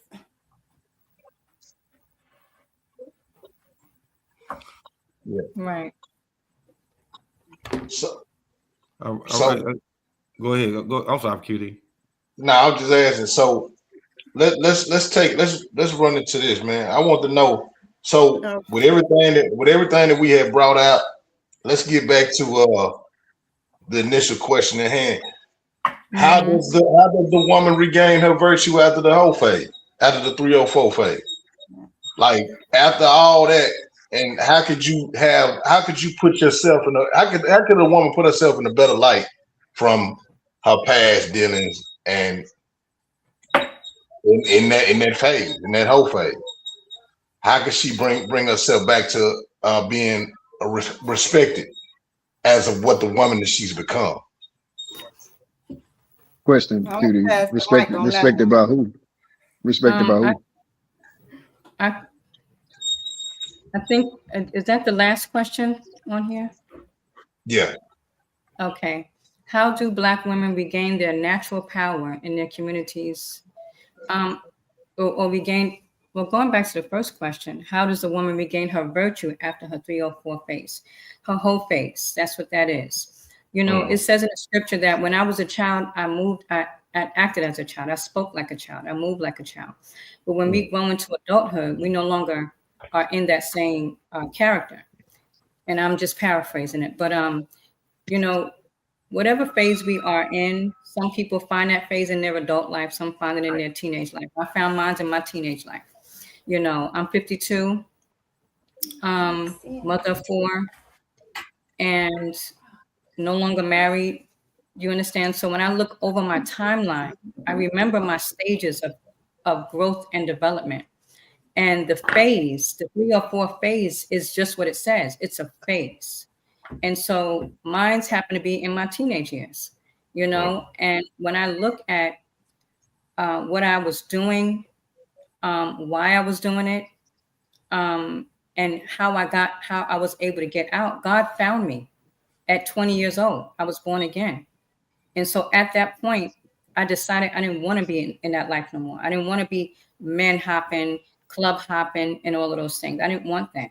So because of my decision, I was able to attract new people into my life that were in the places that I wanted to be and in the lifestyle that I wanted to have. So how I regained my virtue is the showing of high moral standards. And clearly, when I was in that 304 stage, I didn't have moral standards. I did whatever I felt like doing. Whatever came to my mind that made sense to me, I did that. And when I became more conscious and aware that the life I was living was not reflective of anything morally correct, I knew I was out of order. I just made a decision that I didn't want to be like that anymore. And just like that, I was able to start attending mosque meetings and learning about who I am as a woman, regaining my femininity, becoming more of a modest woman, no longer dressing with booty shorts and hooker boots and high heels as I did as a teenager. You know, I wanted to know, what is it like to be a modest woman? What is it like to be beautiful from the inside and then the outside? And so now I had to incorporate information that would now give me a better sense of direction. I had to be around women that were already setting that example. And so by me doing this and wearing this lifestyle and making it a part of my everyday life, I began to regain virtue. People that knew me from my teenage years no longer look at me as the same person. They look and say, wow, she stepped into a whole nother life and never looked back. You know, It's been up from here.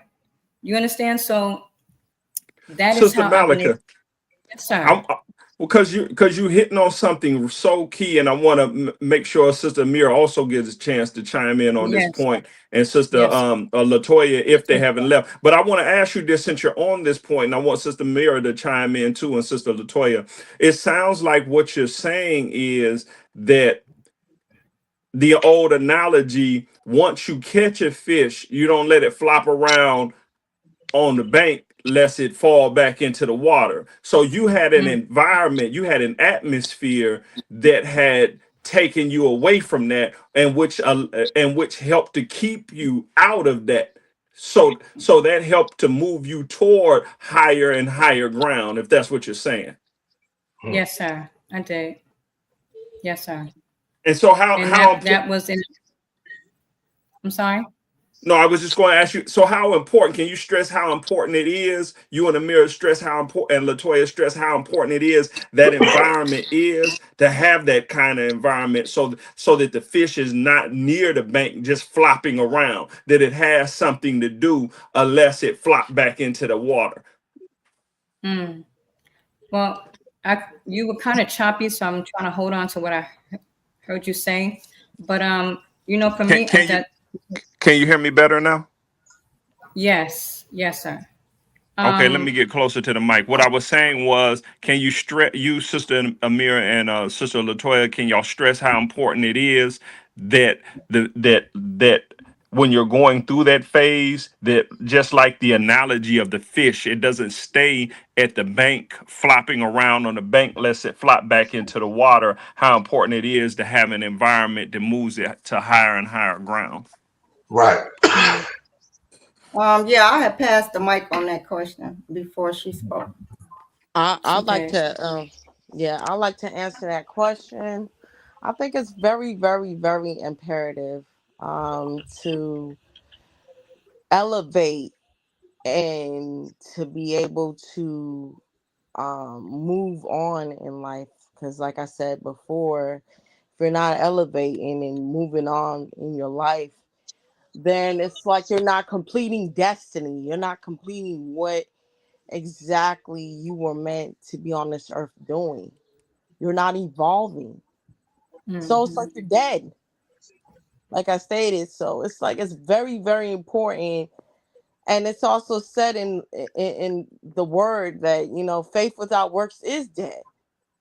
So it's mentally, it's spiritually, it's like you have to keep evolving to that actual place to where you're completing your destiny spiritually, mentally. You're evolving as a person, as a godly person, in a sense. You know who you are, and you want to walk in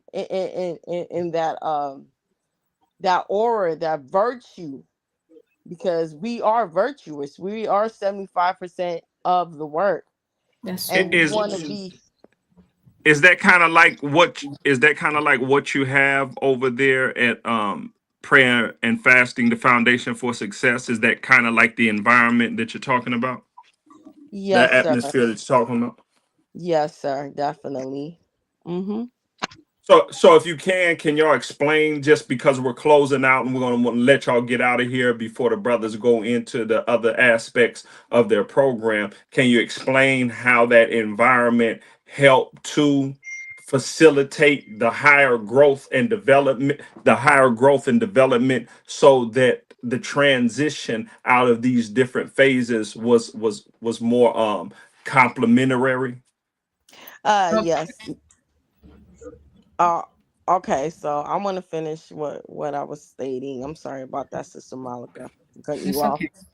But I wanted to say praying fasting helped me personally know who I was, know where I needed to be elevated in Allah and the God that I serve, to be able to transpire to meet my husband. It's just, eating properly, wanting to just live right, just wanted to keep myself pure, not only just eating, but just, from the morally doing, different types of sin. I want to just keep myself pure for Allah, just wake up every morning, be able to, the first thing I do before I open my eyes, just thank him for just waking me up, just helping me to see another day, helping me to keep me in my right mind, my right state of mind.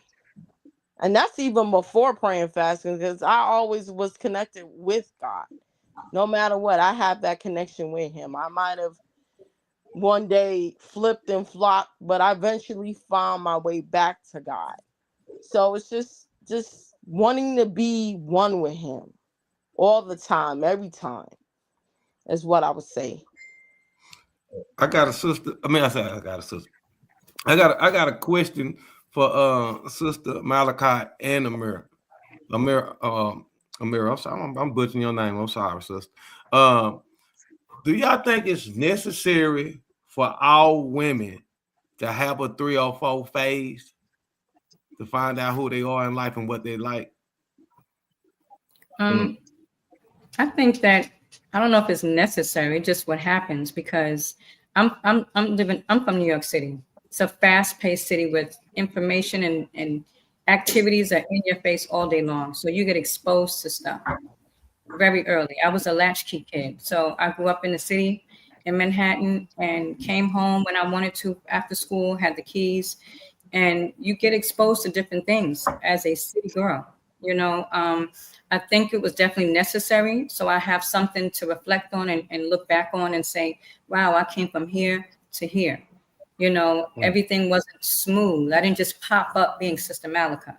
You know, I had to go through different stages in my life that built Sister Malika.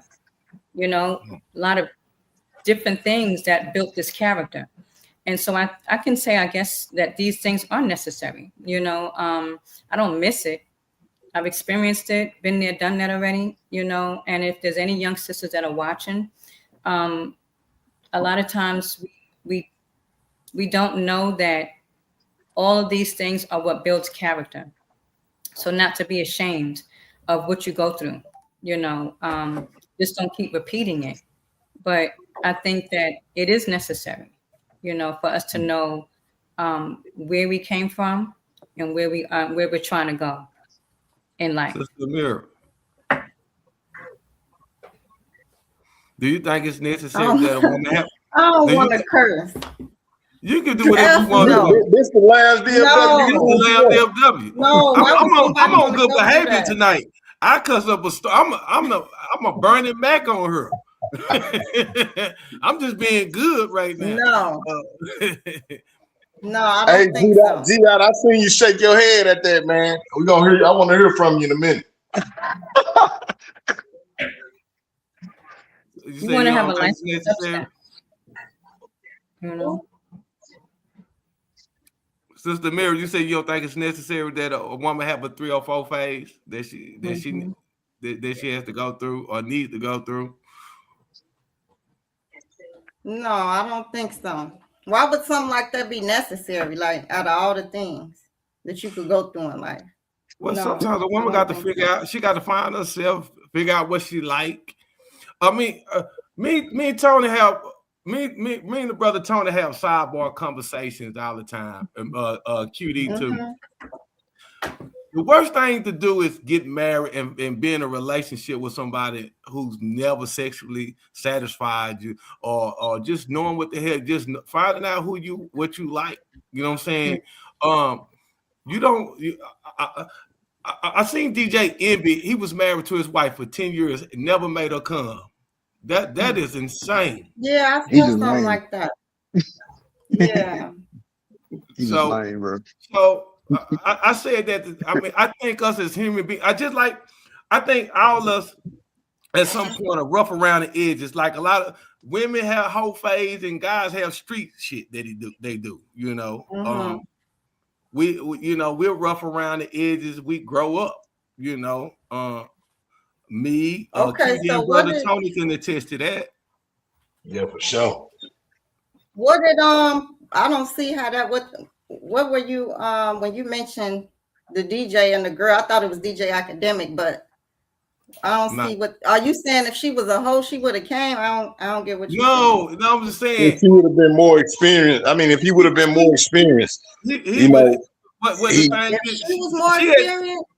They was in high school. She didn't know her body. She didn't know that he didn't know what the hell he was doing. He was her first.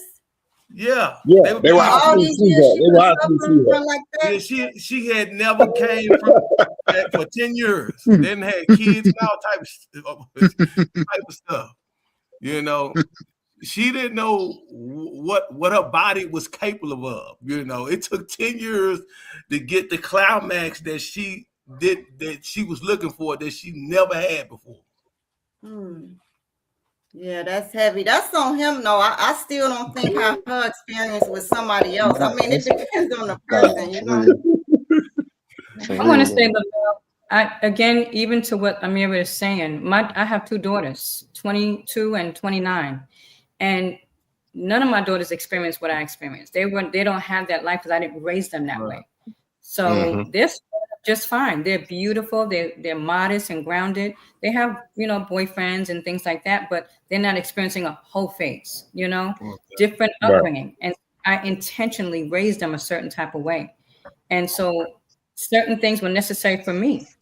It may not be necessary for my daughters. And I see them blossoming just fine without having to experience certain types of, you know, ways of life. So it really isn't, even to what Mira just said. It may not be necessary but it depends on that person.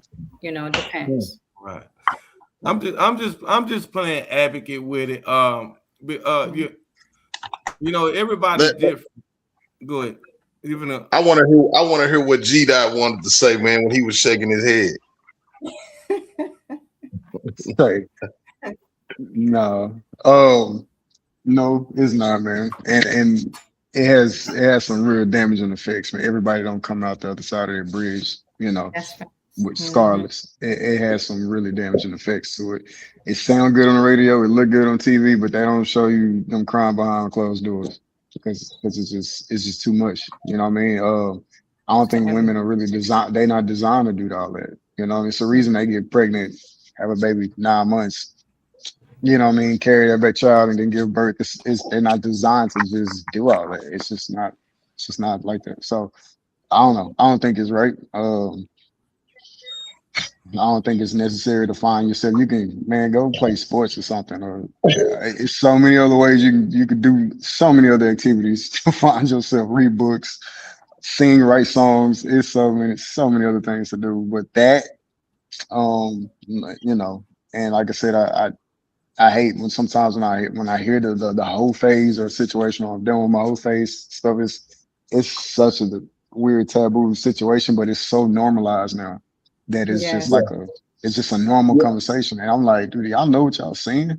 Or how y'all coming off? The whole phase can be dangerous. It's wild, and it's dangerous for the man too, because especially for a man that got a future. Because now I'm looking at you like, I don't know if I want you walking in this room with me, and you done did half of everybody in here. That's some wild stuff to think about. So, you know, it has an ugly stench. Even if you try to erase it, it's there. You know what I mean? Sometimes, but it take a while, man. It take a lot of mental awareness and like I say gymnastics, but it do But just let to me kick ask it you out of this. you. So, Let me ask you this, G. yeah. But if let's say you find a woman, she's been through her whole phase, and you really like this woman, you really love this woman, and y'all damn her to the engagement part, and it comes out that she had a whole life pass. You know what I'm saying? But you already head over heels over this woman. How do you accept that? You know, and she's out of that phase, man. She's a sophisticated woman. She's wholesome. She loves you. She's showing you all that appreciation.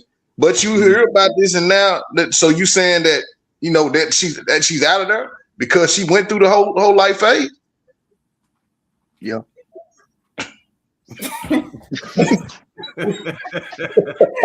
You got to think about that. Won't even get that far, but yeah. Absolutely out of there.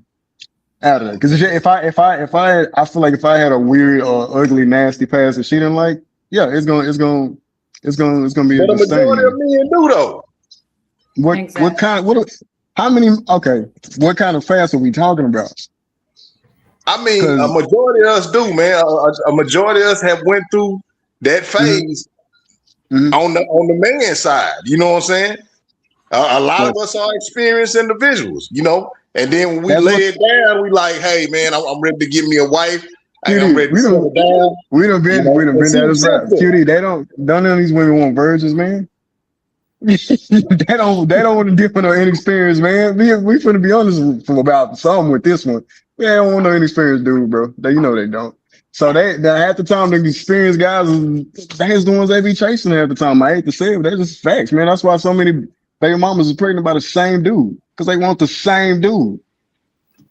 They want the same kind of dude. It's the guy that's out there because he out there and they know it. Baby mamas know each other. 6, 7 different baby mamas, and they all know it, and they still end up getting knocked up by the same dude. So that's what they want, man. I hate to say it like that, but that's what most of them want. So I mean, it ain't. I see what you're saying though, but yeah, regardless of the past. But I know me. I'm just speaking on me. A lot of people would watch that off and keep it pushing. I know me from a mentality standpoint. If I have options, why would I go with that option when I know somebody is more quarrelsome into themselves? You know what I mean? But I feel like those are some damn bad dudes that just take anything. Please don't leave me type of dudes. They'll just take anything. If I got the options, bro, I'm not gonna stick with it. All right. So in closing,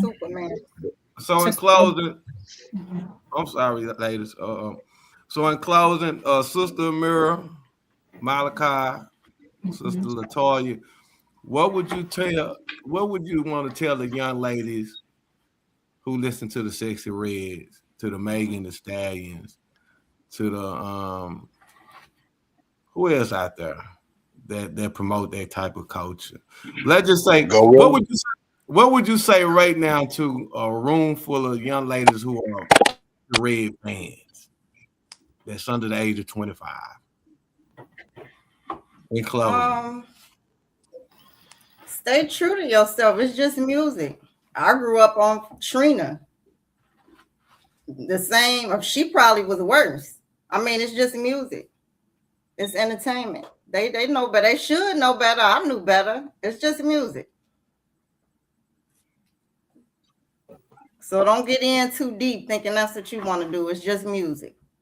I was raised on Trina, so I mean, it's just music. Yeah. So, Tori, you want to go? Cause I have a. Can you hear me?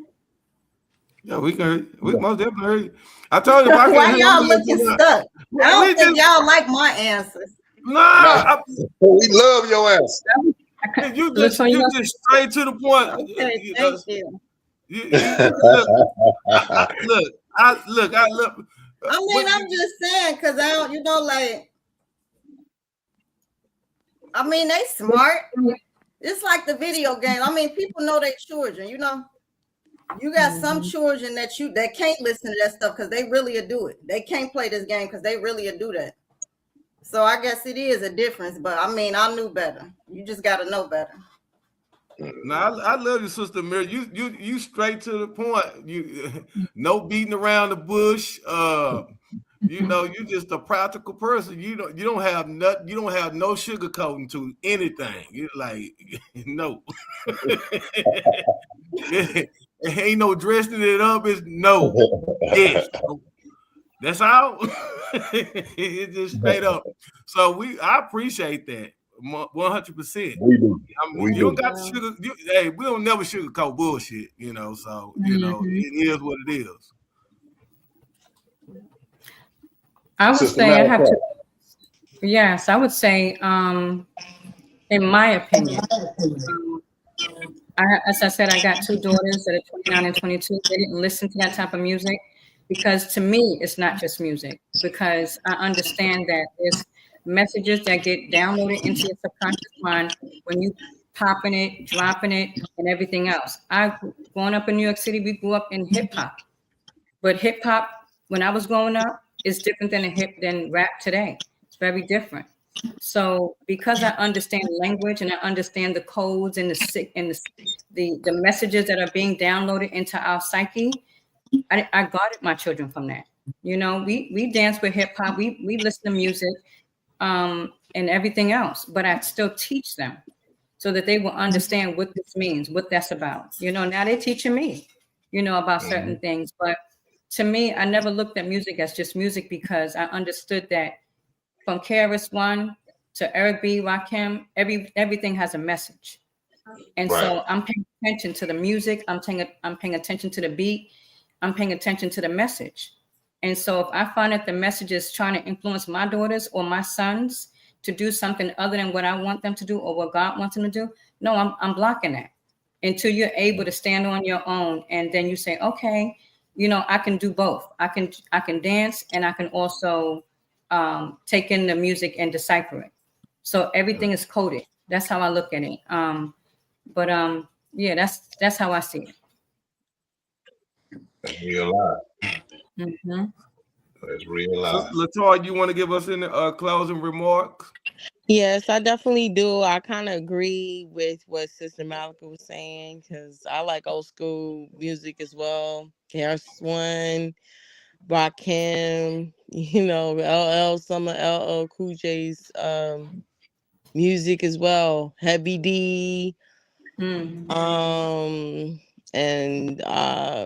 I agree. I mean, you have Megan Thee Stallion, very brilliant. has her degree, but that doesn't mean anything because they all sold out, you know what I'm saying, for $1, to keep up with the agenda, Mhm. the depopulation agenda, getting us to just be not in tune with oneself, not in tune with the God within us. This is what they get paid for. And to just keep us astray, keep our children astray, keep the drugs going, keep all this madness going, you know, and just keep Baphomet on top, because it's not like everybody that sells that is actually you sign on a contract. You just don't sign a contract. It's a blood ritual that you actually sign, so I mean, it's no telling how long you may live because of that contract, or who you had to kill to get where you gonna get or be where you be. You know what I'm saying? It's just facts, and that's all I have to say about that. You got to be careful what you listen to because words are spells, beats are spells, all that. Those are all spells, that Yeah. we listen to, we intake, and a lot of people do witchcraft, and they pay with their life. They pay, with killing their family. It's just the power, whatever the power bees ask you to do for that fame. It's just, it's just, it's unfortunate because you got to give up something in return. Nothing's for free, Mhm. and that's just Period. how I'm gonna leave it. Mhm. Mm. Period. Tony, brother Tony, Lavelle, you want to close us out, man, and put a bow on everything for us, man. I do, but I want to. Can y'all hear me? Yes, Yes, sir. Yes, we sir. can hear you. Okay, Um, I do, but I want briefly to just put this to the sisters before I do close us out on this particular topic, um, yes. and they can all answer it, in short and in brief. But w- why are how do I want to put this? Because I want to put it delicately. Why aren't women holding more women accountable? Because there used to be a time when you had church mothers, you had sisters, elders in mosque and whatever. You had elders in the community, you had mature women in the community that they would hold women accountable. Now you see some of the worst behavior, some of the most trifling behavior that women are allowed to commit and do publicly without any without any retribution, without any pushback. Why are women not holding other women more accountable? And do you think that that the sisterhood, like Sister Malachi mentioned before, is that necessary? And where do they find such things that will allow and encourage sisters to or women to stay the course and to find again their value and be in an environment in which that is encouraged rather than frowned upon? Mm. Anybody And I want to know check? it was a multifaceted question, but if you can be just brief with it. I kind of want to chime in on what you were stating. After It you. just goes, you, it just states on going back to knowing who you are and standing root in that, finding something that you can hold yourself accountable to. For me, it's praying, fasting, and being one with the law and knowing who I am. And it's just the fact that it's said in the word, times are gonna change, evil's gonna be for seeming. The devil's gonna make evil for seeming, and good is gonna be bad and bad is gonna be good. So it's just it's just knowing who you are, and it's just chaotic right now because we're in the end times, and um so it's just like it's crazy, but at the end of the day, you got to know who you are, and you got to be connected to the creator. That's just all I'm gonna say about that. Oh, Sister Amira,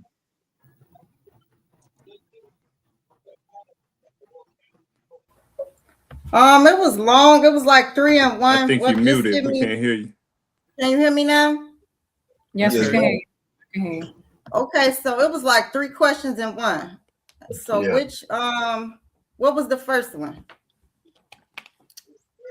You said something about, I didn't hear you. Can you repeat it? Brother Tony, she's talking to you. Yeah, I can't hear. No, I can't hear her. I can hear you. She asked you to repeat your question. She said it was 3 questions in 1. Can you repeat the question? Oh yes, ma'am. Why are not in essence? Why are not more women holding other women accountable for their reprehensible behavior in public? Disunity and every man for themselves, every If woman she's for saying themselves. anything to me, I can't hear. I can't hear. She said Yes. You still can't hear me? Can y'all hear me? Yeah, we I can can hear hear you. you. She said That's disunity and because every She man for stated himself. that everyone is disunified and everybody's just for themselves. Yeah, so it's no more of that. Once the backbone of these families left, it's over with. There's no more accountability in families. So Okay. Tony, you didn't hear her? She No, said it's ma'am, no. I can't hear her at all. Man, Once the that's backbone- crazy. she said Look, once we the can hear you. backbone of the Look, family was broken. we don't know what's going on. First, he couldn't hear me. Man, I think somebody pulling strings and laughing at us right now. Yeah. I've been having to go in and out as well because I couldn't hear, and I've been cutting people off. And Yeah, I've it's had to just go crazy. in and out probably 10 times tonight. Me as Yeah, well. I've been bringing y'all back up. You can hear them, Tony? But yeah, You just can't hear let the people? Amira finish her piece because I can't hear her. Oh wow. Yeah, I just Well, let me said try to come in and out. Hold on. Okay. We can hear you. We can hear you loud and clear. Yeah, we can hear Okay, her. yeah, it's just you don't have that anymore. You know, so I don't know. I mean, maybe, you know, small families, individual families, immediate family or something. That's the only way. But other than that, I don't think it's no coming back from that, to be honest. I haven't seen it. From my experience, I would say no coming back from what I caught the tail end of that. I did hear you now. okay, so I said, you said no accountability. I said it's no more, because the grandparents are what, 30s, 40s now. So from my experience, I said once the backbone of the family leave, like that's the only person who I saw holding everybody accountable and everybody was in line. That's who ran the show. So it seems like once they gone, it's all bad. It's no more structure in the family. So you know it's gonna be even worse in the streets. So that's what I said. It's no coming back from it. I mean, unless we change this family dynamic structure, you know, the family dynamic. Other than that, and I forgot what else I said when you couldn't hear me. I think that was it. Yeah, I said every woman for themselves, every man for themselves. There's no unity. Tony, I think and you mentioned sisterhood. I've never seen it. So again, you know, the same. I think That's that beautiful. I forgot to say something, but hear are me? you finished, Sister Amira? I don't want to cut you off. Yeah, Are you I'm finished. Can you hear me? I kind of wanted to Did say. you hear me, Tony? I did hear you, Sister Amira. I hear Sister Malachi coming in behind you. Can y'all hear Sister Malachi? No, I can't hear it, Sister Malika. Oh wow! Let me I mute know. you too. Trying to speak. Yeah, because she's trying to speak, and I think I'm the only one that can hear her. Wow. Latoya, you don't hear Yeah. me? Lavelle? I can hear you loud and clear. Oh, Look, I can hear everybody. I can hear everybody. okay. That's Just why I I'm can hear all y'all. let me You you know know, I was trying to speak. go. the I audience don't. say they can hear y'all too. Yeah. That might just be our issue. Like if that might be an eternal issue with the people that's on the panel, but like I see out in the audience people saying they can hear. I can hear everybody pretty Okay. good unless somebody talking over somebody. Other than that, I can hear you loud and Well, let clear. me know when I can speak. Go ahead. Come on, Miss Malachi. Yes, Yes, sir. I ma'am. Go wanted to ahead. say that the root of the problem is weakness. Everybody's weak nowadays. Nobody's has any integrity. Nobody has knowledge of what our role is in the community. It takes a village to Mm. raise a child. So for me, as I was trying to say earlier, I came up in the Nation of Islam. I was 21 and I came up in a sisterhood. So that's what I had in my beginning, where it kept me in a certain space where I didn't dip back into the world. I stayed in that. Mm. You understand? So I was able to develop a sisterhood of women that I was with every Saturday. You know, that helped me to develop my character. And then in my adult time, I came into prayer and fasting. And so Chief Abdul Malik has been helping us to become more accountable. So these key Mm. words have to be promoted. They have to be, you got to stand on business every time. And as I tell Latoya, I don't want no friends in my life. If you're not going to tell me about myself, I'm out of order. I don't care how much you like me or love me. If I'm out of order, Mm. if I'm doing something wrong, check me. And if you're weak, I don't even want you as a friend. Please keep it moving. If you got strength and character, then we can be friends. But if you're weak, I don't even want you around because you're not going to check me. You're not going to tell me if something's wrong on my face or if I'm speaking out of line, if I'm doing something wrong, and therefore you can't mirror me correctly. So I understand the purpose of friendships. And so if we think that this will never happen, it does. It starts with me. It starts with me having standards. And then I tell you, you got to have standards. And then you tell the next person, you got to have standards. And that's how we get back into order. We get back in alignment by putting that word back out there in the community and standing on it, not being weak. No, you can't build nothing with weakness.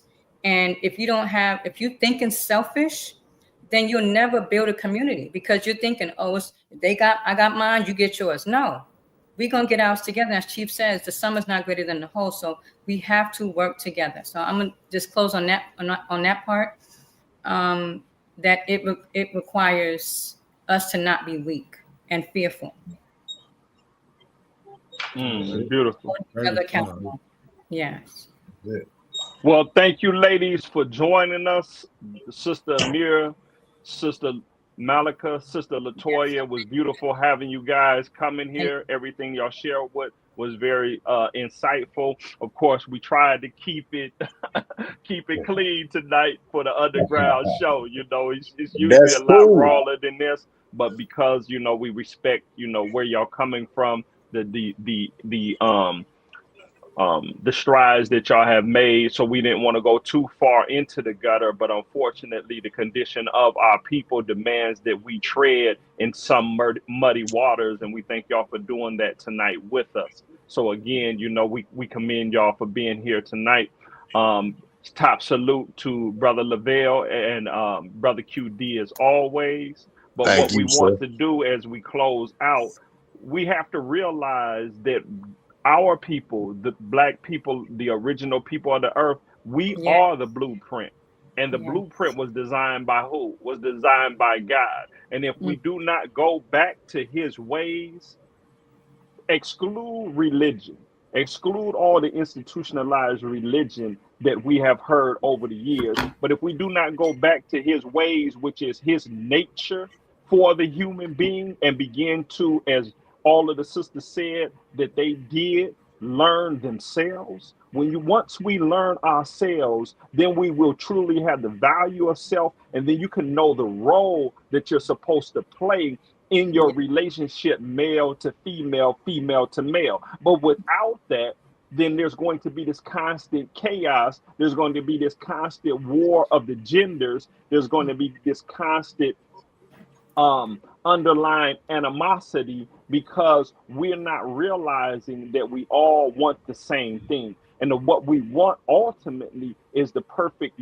union. And that perfect union cannot come unless we have the glue that's going to bind us together. And that glue has to be God. So we have to, as our people, go back to our fundamental basis, our fundamental nature. And that is recognizing that, as the book says, ye are all God's children of the Most High God. And I know we sometimes use that as a cliche, but when we really take that and internalize the essence of that, that is who we are, and that we treat ourselves like the temple of God, then we will begin to elevate. Then we will begin to unify. Then we will begin to come together, because we won't see ourselves separate from one another.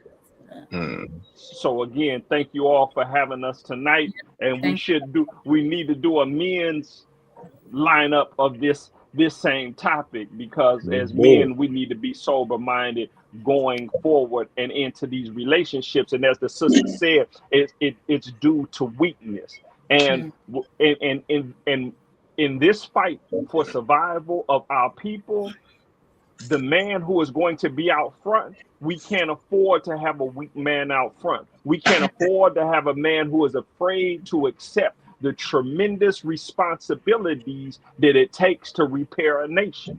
I know that some people feel like they should not have to clean up another man's mess. They should not have to come behind and heal something that somebody else broke. But in every society, generational responsibilities demand that you do just that. And if not, like Mao Zedong said, kill yourself.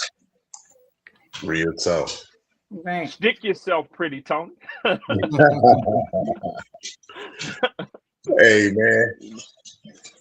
man, we appreciate all y'all coming on the show tonight. The ladies, man, we love y'all insight. Thank you. Everything was good, man. When y'all see, I'm gonna cut this up. I'm gonna chop this all the way up. So we'll have a whole bunch of clips on this, because it was a good show. We tapped on everything tonight. Brother Muhammad, we appreciate you coming in, man, and introducing us to these ladies, man, and just, shedding the light on some positive beauty. It was a beautiful show tonight, man. I appreciate y'all, ladies and gentlemen, for coming on tonight. For sure. Yeah, it was. I've got so many questions from various platforms. I was unable to get to them. Yeah. Man, anytime y'all want to come back on, and y'all can come back on anytime. And also, ladies, if y'all get a chance, it was about 152 comments on this show. If y'all want to go back and answer to them, we're going to answer them as well. If we didn't get to y'all, we're going to answer. Absolutely. Yes, sir. Thank you, Brother Lavelle. Thank you, Brother Tony. And thank you to the Black men that are on this panel I see some of them in here. This was really fun. I appreciate the invite and the opportunity to share my wisdom to those that are listening and watching from Facebook. I love you, family. Peace. We love you back. Peace. Yeah. Hey, that right there. Hey, man, matter of fact, man, let's give it up. All right, family. I think the ladies have left the building. I'm going to let y'all get down to the dirty. I know y'all got some hot political topics to come through. Now we going straight to sports, man. We gonna do that. Can you hear me, Lavelle? Yeah, I can hear you. You can't hear me, Tony? But they've been playing with Tony audio. Hey, I was bringing Brother Tony in and out all night, bro. That's what I was over here doing. I'm bringing them in and out all night. I'm like, man, I don't know what's going on. I was just trying to make sure. I know I brought him in a few times. Can you hear me now, Tony? Yeah, I can hear you now. I don't know what's going on, man. They trying to block us, man. They playing hot potato with your audio, man. Yeah, they playing game. They playing games for sure. But yeah, brother, we appreciate you for coming on, Brother Tony, man. It's always a pleasure. Always good knowledge, man. I'm gonna chop this one up, man. We probably got over 150 clips tonight alone. Oh, blessings, man. Blessings. Yeah, yeah. There was 228 comments. I last time I looked on Yeah, Warren, because Warren is streaming it live, and it was like 724 people viewing it. yeah. Man. Yeah. So we Yeah, got man. work to do. Yeah, But this one right here was a hot one right here. People stayed tuned in. People stayed engaged. This was very much needed, and like you said, we need to come back and do one for the men. We're gonna have to line that up, just how we lined this one up. This man, I prayed before we did this show too, man. I went out there and I had let everything go off, pretty smooth. We had a little rough hiccups at the beginning with the audio. That's with anybody going live. We just can't. We don't have any control over that going live. So. Yeah. right. I But mean, it happens. Yeah. Yeah. Well, hey man, on to the sports. G1 with the sports. You in there? All right, brothers. Y'all have a wonderful All night, right, man. I salute. got to get up at 4 See you in o'clock prayer in the morning, fasting. so. See you in prayer fasting in the morning. Yes, sir. Appreciate you, bro. Yeah.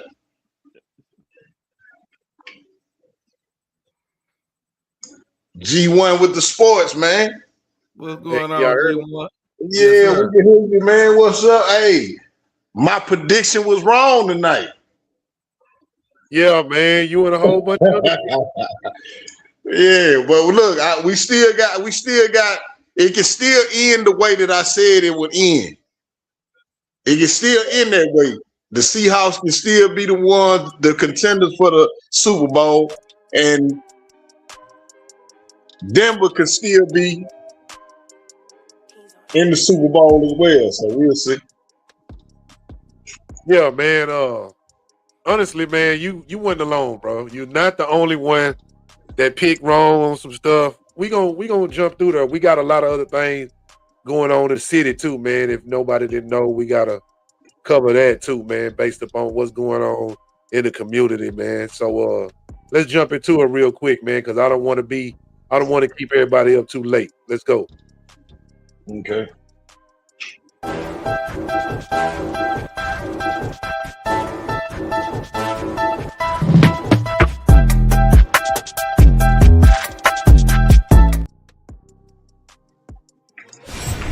The Lounge, DFW Sports. And when she off them hills, she on the treadmill. Yeah, we can walk it out. But I love going to the gym. I mean, LA Fitness, Crunch Fitness. Yeah, you get to witness some of them glutes. You gotta keep it tight, not loose. Don't be behind on your grind. So you know you gotta put that work in when you hit the gym. But if you're not at the gym, hey, outside will be fine. And I mean fine. So you know she gonna be all right. No need to pillow talk, because we got the pillow fight. Yeah, man, we used to do this as kids, but now they got a real sport. You can get in the ring and let the pillows fly. We ain't talking about fists. We talking about straight cotton or feathers. However, man, you better be clever. But somebody always in the ring, ready to make a next impression. You can tell he practiced as a kid, jumping off his parents' dresser. He's definitely showing wrestling is a profession, jumping off the ropes. And this is how you smoke your ops, between the ropes. But somebody always gotta go too far. I mean, doing too much okie doke. Talking about body slam by the boobs. Check out the young kid with the moves. He got good balance and strength. Just look how this kid breaks him down like a play set. I mean, he's definitely nothing to play with. Look how he just slams him. Man, you best believe somebody's gambling on his grappling. This boy definitely moves some furniture. You talking about U-Haul. Make a person look big like they too small. Man, it don't make no sense how he just was doing this too easy. Yeah, man. Folded him up like a lawn chair. He out of there. So there's a size for every sport, of course. They got midget wrestling and midget boxing. So whatever go on in the ring, no matter the size, as long as you can swing. So you better listen to your corner and definitely watch for the hook. Because that's all these boys is swinging. Open like a book. Somebody gonna mess around and let it land. And all he was trying to do was catch the ball. But this wasn't part of the plan. And the playoff just began. bear down on them darn cheese heads. Even the coach didn't want to shake the other coach's hand. Let's see that again. Well, he did shake his hand. I'd rather go celebrate with my fans and my team. Let's get these shredders together, make Swiss cheese. All right. What we looking like, man? Come on, man. Let's get into it, man. Let's jump into that, man, real quick. Let's do it. Well, tonight, man, Houston did capitalize on the win, man. Straight blow them out, man. Damn it. Hey, all those points came up in the fourth quarter, right? Yeah, man. The defense really won. I'm gonna say C.J. Stroud played good enough not to lose. Right. I mean, he played like a young player tonight. The defense saved him, man. Yeah, man, because they held him down. They held him down for 3 quarters. It was low. Me and QD, we thought the Great White Hope was gonna come through like a sunroof, man. Nah, man. That one. I told you, man. The defense is wrong, man. Pittsburgh shouldn't even be up in there. They just a team in the way, man. I don't know how they made it. They snuck up in there, man. They did some shit like Tampa Bay did that year. Yeah, the slipper stuff. Yeah, the glad they got a little bad slipper at the end of the season. Yeah. Aaron Rodgers down next year. That glass slipper fell out, man. He fell right out.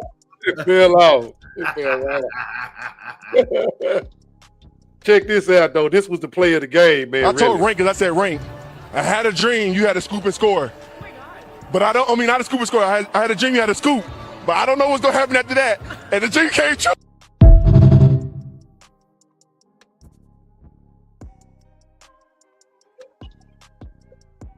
So they turned they caught me. They caught me with the blink of an eye, bro. I didn't know what happened right there. Hey, boy, this gonna look bad on Dallas. Boy, Houston make it to the AFC Championship before Dallas made it to another NFC Championship, boy. Bro. Look, this is the thing. This is what I be trying to let people know. Man, we already done stamped Texas, bro. You know what I'm saying? That's our little bro. You know what I'm saying? So they need to go on and do y'all thing. We behind y'all. Go on and do it. You doing it for Texas, man. Y'all need to get that. We already got our ring. We already there, man. Can I? That's how you gonna look at it, QD. That's how you gonna look at it. I gotta make myself feel better.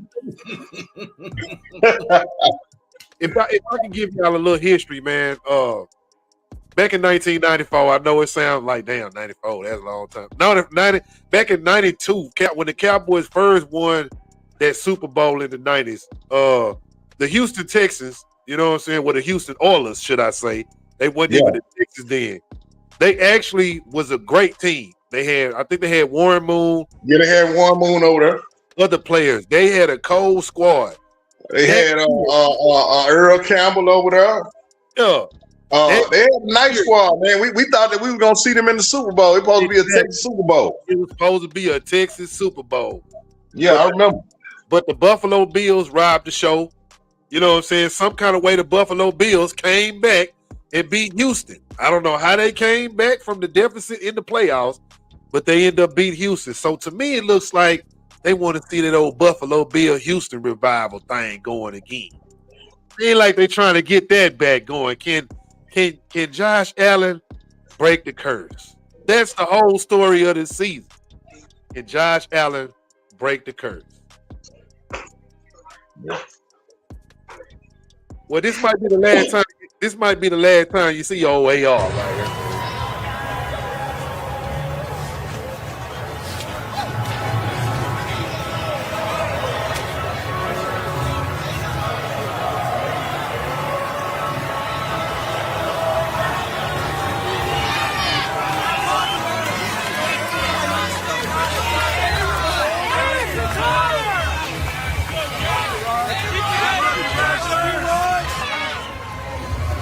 Mike Tomlin headed into the locker room. Aaron Rodgers. This is it. 5 years from now, he will be a Hall of Famer joining you in Canton.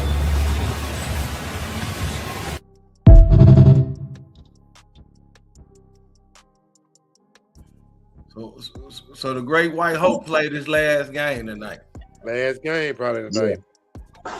Yeah, I agree with Hakeem. Man, Houston does hold the culture of Texas. They do. But I can say when it comes to this football, bro, I think the Dallas Cowboys put the stamp on Texas, bro. We've been holding this shit on our back for some years, bro. You know what I'm saying? So you gotta get into it. I respect Houston, bro. I'm anything Texas, I'm with it. You know what I'm saying? At the end of the day, if we ain't in the playoffs and Houston in the play, I'm there. I'm with that. Right. And even on the basketball side, if the Mavericks ain't in there and Houston go or San Antonio go, it's Texas overall with me. Right. Yeah. Got to look at that. The state where it's great. You know what I'm saying? Real talk. Yeah. But Houston, man, defense, man, what it was and what it is. If y'all didn't understand, y'all will know, man. This is what the bracket looking like right here, dog. That's the bracket right there. Let's see what's going on, man. What's going on, man? All right, now I got a redo now, huh? Yeah, you got a redo, brother. All right, so this is what I'm doing. This is what I'm gonna do. I say the Broncos gonna beat the Bills. So the Broncos are gonna. This the end for the Bills. Yeah, the Broncos gonna beat the Bills. Unfortunately, the Broncos gonna beat Houston. I'm gonna be riding with Houston, but I know how the script go. The Broncos gonna beat Houston. The Broncos will be in the Super Bowl. They not gonna do that. They ain't gonna let the script write off for Houston to be in the damn Super Bowl, man. But I'm gonna say on the AFC side, I'm gonna say Broncos. Houston a big city, man. Remember, it's all about money now. They ain't gonna do it. Man, I'm telling you. I'm gonna do it like this. Look, I'm saying the Broncos on the AFC side, and then I'm gonna go with the Seahawks on the NFC side, man. You got the Seahawks. I got the Seahawks on the NFC side. I got the Broncos on the AFC side, man. The Seahawks they gonna beat San Francisco. The LA Rams gonna beat Chicago. It's gonna be a NFC battle between the Seahawks and the Rams. The Seahawks will reign supreme, and that's the Super Bowl. I'll see y'all next week on that. Seahawks is gonna be Seahawks in Buffalo. I mean Seahawks and Broncos. That's what I say. Okay. That's a hell of a combination there, man. Yeah. Man, that's a hell of a. That's probably gonna be one of the most lowest viewed Super Bowls ever. Yeah. Now Broncos got a fan base. You know, I will give them that. Cause Broncos got 3 Super Bowls? Yeah, I believe so. It is. Yeah, 3 of them. They tied with us. Man, I just don't see Josh Allen holding, bro. I don't see him holding. I think he's gonna run out of gas. Some kind of way he gonna slip up in there. I just got a strange feeling. Some kind of way the NFL gonna make sure the face gonna be Josh. Will Chicago go all the way, man? The Bears? Yeah. They ain't gonna go past the rounds, bro. I'm telling you. They cannot play the way they played. Now you got Matthew Step, man. He gonna kill them. He gonna pick them apart, bro.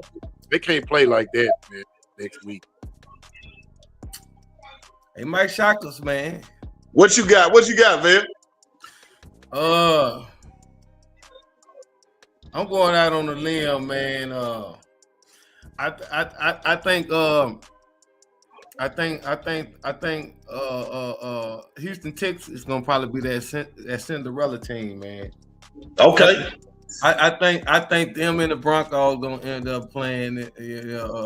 I think they gonna come out victorious, man. I think, man, this year, I think we might see San Francisco go back again, man. What? They got some good coaching over there. Me and G were just talking about that. I can see that'll be a well put together and well watched Super Bowl. Houston, Texas, and San Francisco. You know, that'll be a good game. The two most populated states playing each other in the Super Bowl. You know how many views it's gonna get? The number 1 and 2 most populated states. Yeah, California and Texas. So if the Broncos play the Rams gonna beat the shit out of Broncos. But if the Broncos play Seattle, I think it'll be a low scoring game for some reason. Yeah. But Seattle can beat the Rams though. Seattle can beat the Rams for sure. So y'all just gonna look over the Patriots, huh? Patriots ain't ready, huh? Nah, hell no. Houston gonna beat the shit out of them. It's over with. That's over with. They did good. They ain't got a chance, huh? That's over with, man. I don't know, man. It's just something about this Buffalo situation, man. It seems like everything is set up for them in some kind of way. They're gonna pull it off, bro. I just got a strange feeling. Man, that's what remember Josh Allen, Dak Prescott, man, he ain't gonna pass this motherfucker around, man. You saying, man, look, man, in the lounge they saying that it's gonna be the Texans. You know what I'm saying? On the AFC side. I would like for it to be Houston. You know what I'm saying? But it's CJ Stroud, man.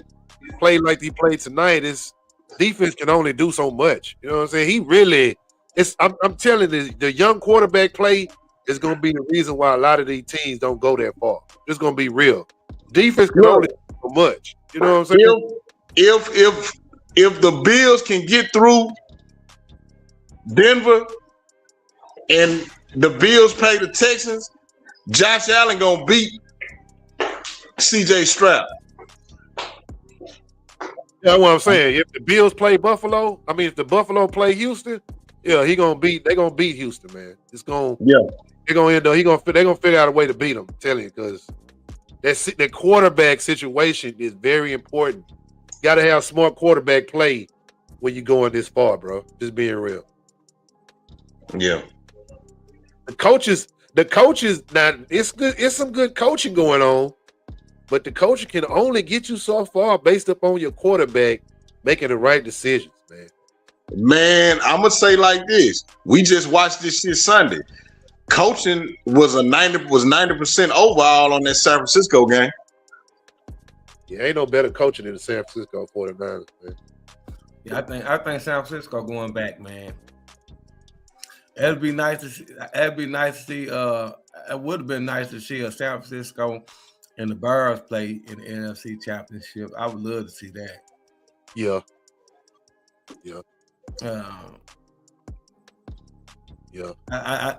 I think that'd be good because I feel like both of the quarterbacks from Chicago and Texas, man, they don't grow, man. We watched them boys transition real fast. We seen them make strides real fast over the last couple of years, man. You know, so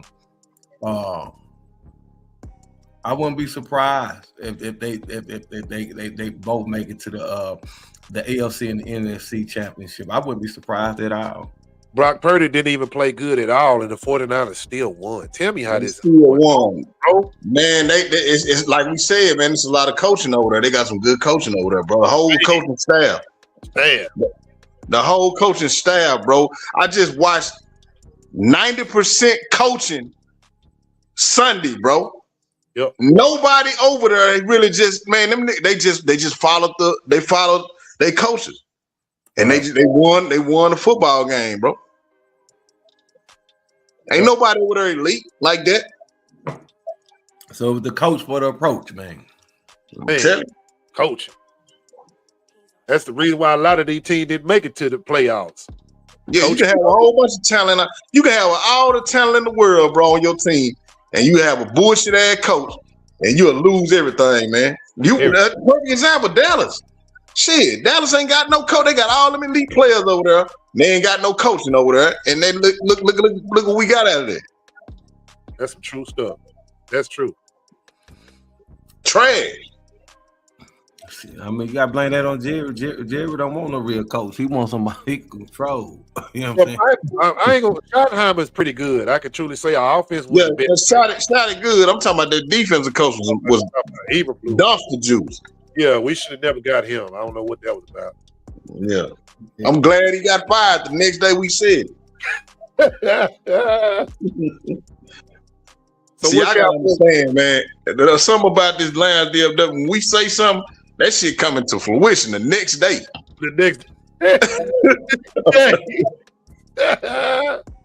It wasn't even time, huh, G? But it wasn't even time. But you know what? We gonna say this on the line, man. Cowboys got to figure out what they gonna do with Pickens, man. Yeah, that's the question. Are y'all gonna franchise tag him? Or y'all gonna pay him the money? I understand he had over 1,000 yards receiving this year. Gotta look at that. CeeDee Lamb dropped the ball a lot this year. Gotta look at that. Gotta look at that. They got the money to pay Pickens.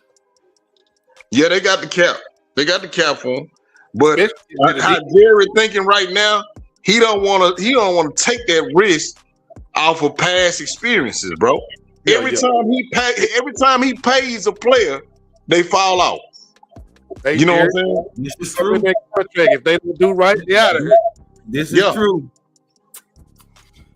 So let's just go on. Let's go on and put. We'll give him a little paper and promise him the rest if he produce. You know what I'm saying? Let's give him a little paper to pacify him. You know what I'm saying? Some that ain't gonna get him full too fast. And shit, you know, and then we gonna work with him next week. We gonna work him out next year. You know what I'm saying? The next season after that. But then show us you can do the same thing next year, man, and take us somewhere. We ain't go to the playoffs, bro. I ain't paying nobody on that team. We didn't get to the playoffs, bro. Fuck that. And they should understand that. Man, we sitting on the couch right now, bro. You should don't take that.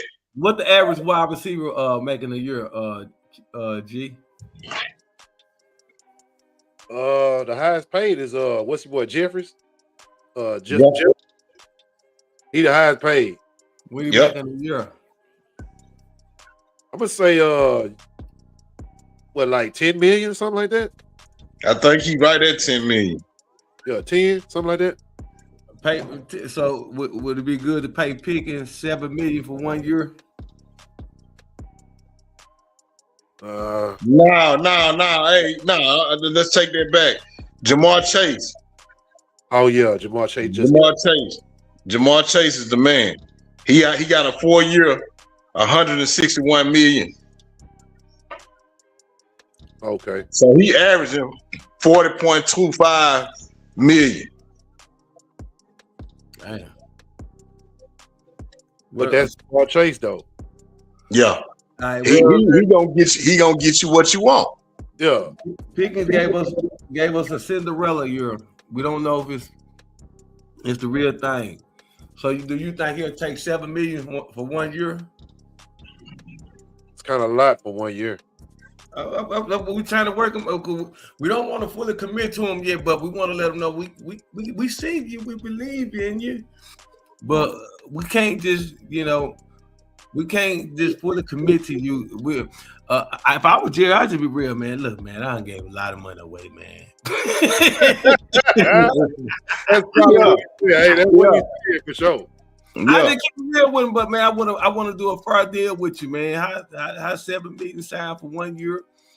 We'll set out some stats that you need to have, and next year we'll come back and revisit it.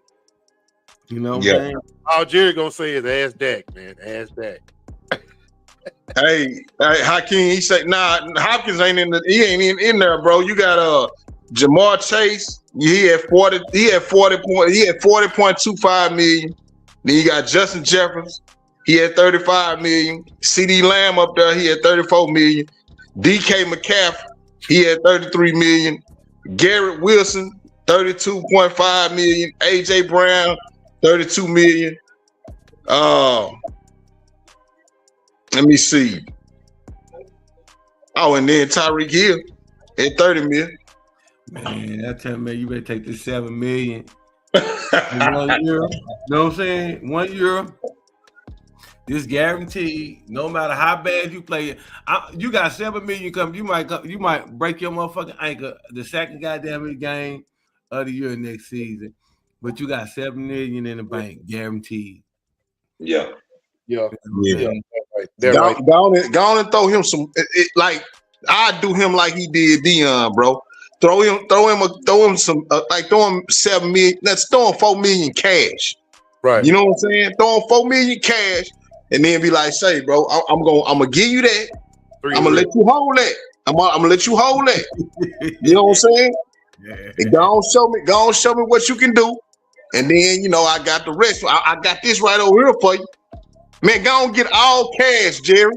Get all cash. Put that shit on the goddamn table. Be like, and then you cut off $4 million. Be like, look, I'm finna give you this. You understand me? Then you can get the rest of this after you produce, man. I got another what 26 million right there. But you gotta show me you want it. Yeah. But I'm gonna give you this $4 million cash. Yeah. Right now. What you gonna do? We're gonna do the rest in the contract though. See, he did sign. What pick is come from? What he was making a year before he got there? He was over there in Pittsburgh. He wasn't making shit. Yeah, he's still on that rookie contract or something like that. Like you said, I just put four M's in your motherfucking bank before the season even started. Mm-hmm. Buy him a little house, Bill. Buy him a little house out there in Valley Ranch. You know what I'm saying? Prosper, Texas or something, man. Yeah. Texas, we got a lot of real estate out here. Go buy him something. I go give him one of my little houses I got. You know what I'm saying? Sitting there on the lake right up here. Man, you got the fish pond and everything over there, man. That's all you. You know what I'm saying? Go to get comfortable, man. Go get comfortable. Cause we do know you're gonna ball out to get that big contract. Yeah, for real.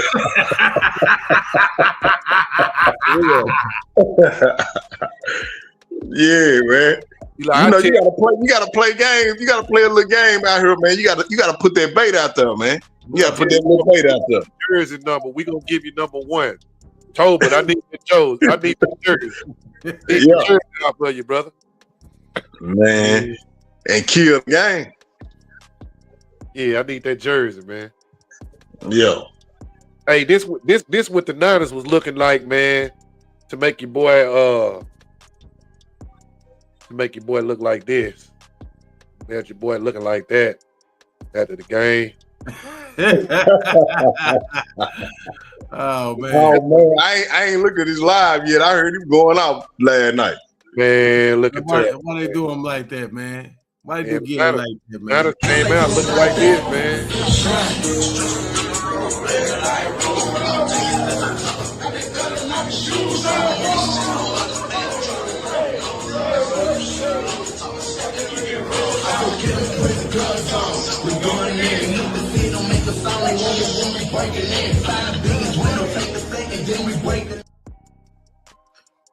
Man, were they jamming that NBA young boy? Yeah, man, they NBA young boy out the locker room. Oh shit! You knew they were gonna come in that bitch, do some damage. Man, the city of brotherly love got beat by some white boys, man. They had their whole team, white boys, cold white boys. I ain't saying no slack, ain't some cold ones, but man, city of brotherly love got ran through by some white boys, man. Well coached team. But yeah, I was right, but I put too much stock in Philly, man. I thought Hurts was gonna step it on up. He been bullshitting all season, but I thought he was gonna kick in another gear. It ain't his fault. No, he didn't play with no. He didn't play that. We ain't been seeing that motherfucking Hurts that played Super Bowl none this year. He ain't been consistent at all. I ain't gonna give his ass nothing. Not Hurts. I mean, Saquon. Why didn't he get? They supposed to do better than what they doing when you got somebody like Saquon. How do you lose the game with that? That goes with coaching. They forgot how to use him. They forgot how to utilize him. He been having big breaks and big runs all goddamn season. You know, he almost feel like sabotages. You know, like how they did my boy over there in Seattle, man. When Marshawn Lynch. Oh yeah, they did my boy wrong. He's still talking about this shit to this day. He supposed to, nigga. I drove us down here to the goal line. We had a timeout, still had a minute and something on the clock. You gonna throw it? Pete Carroll got fired. You know Pete Carroll got fired. Mm-hmm. He up out of there. He ain't keep his job a good year. He said, nah, for real.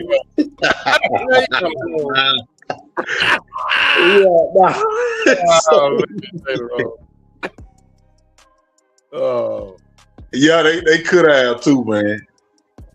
Yeah, man, Baltimore Ravens. I'm tired of them doing my boy Lamar Jackson, man. They say Lamar Jackson is the AFC Dak Prescott, man. Yeah, I can second that. But you know, this year, bro, I think they had that in it. I think they had that in the agenda to fuck him off like that. Cause man, that kick, bro, how can you miss a kick? Man, that shit was crazy, bro. They had the game beat. It was done. How much money they paid for that? How much money they paid for That what you say? How much money they paid for the kick? Man, I'm glad I don't play parlay no more, bro. Y'all know I would have been talking about that money. I'm glad I don't play parlay no more. So you think Harbaugh was the reason to get fired because of that, man? I mean, shit, I would. Shit, off emotion. I fire his ass off emotions. Harbaugh get a good job somewhere and take a team pretty far. Hopefully he don't come to the Giants. Man, I hope he don't come to the Giants. Go to the Raiders. We're gonna have a problem on our hand. Yeah, man. Go to the Raiders or something. You might get to draft one of the top quarterbacks out of the draft. Man. They've been fucking up with Lamar ever since he let his mama do his contract, man. You know what I'm saying? Oh man. Say, you got a point right there. You really got a point right there. They've been fucking over that man ever since. What you say? When they keeping the money in the family, they don't want that. Mm-hmm. Yeah, it's too much. That's too much influence. It's too much influence, bro. Well, you say somebody else gonna do the same thing. Yeah, you're gonna have too many parents. If they make that a successful run, that's gonna set a trend. You know how black folk do. You know how we do. See, we're gonna follow that shit if it's correct. You know what I'm saying? If we see profit in it, you know what I'm saying? If we see success in something, shit, we're gonna follow that trend. Yeah. Take it to a whole nother level. Yeah. Take it to a whole nother level, man. Well, that's the end of the NFL. We off of that. Now let's get into I tell you what, man. I'm gonna play this real quick, man. Play this, man. Let's put y'all up on something real quick.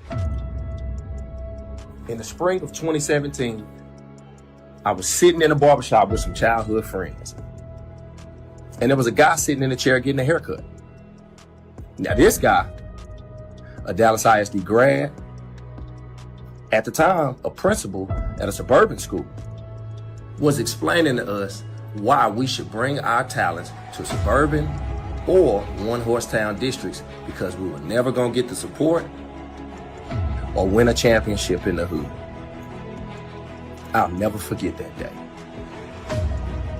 I smiled then, just like I smile now. Thinking about all those times I heard that. 80 games in 5 years. Let that sink in.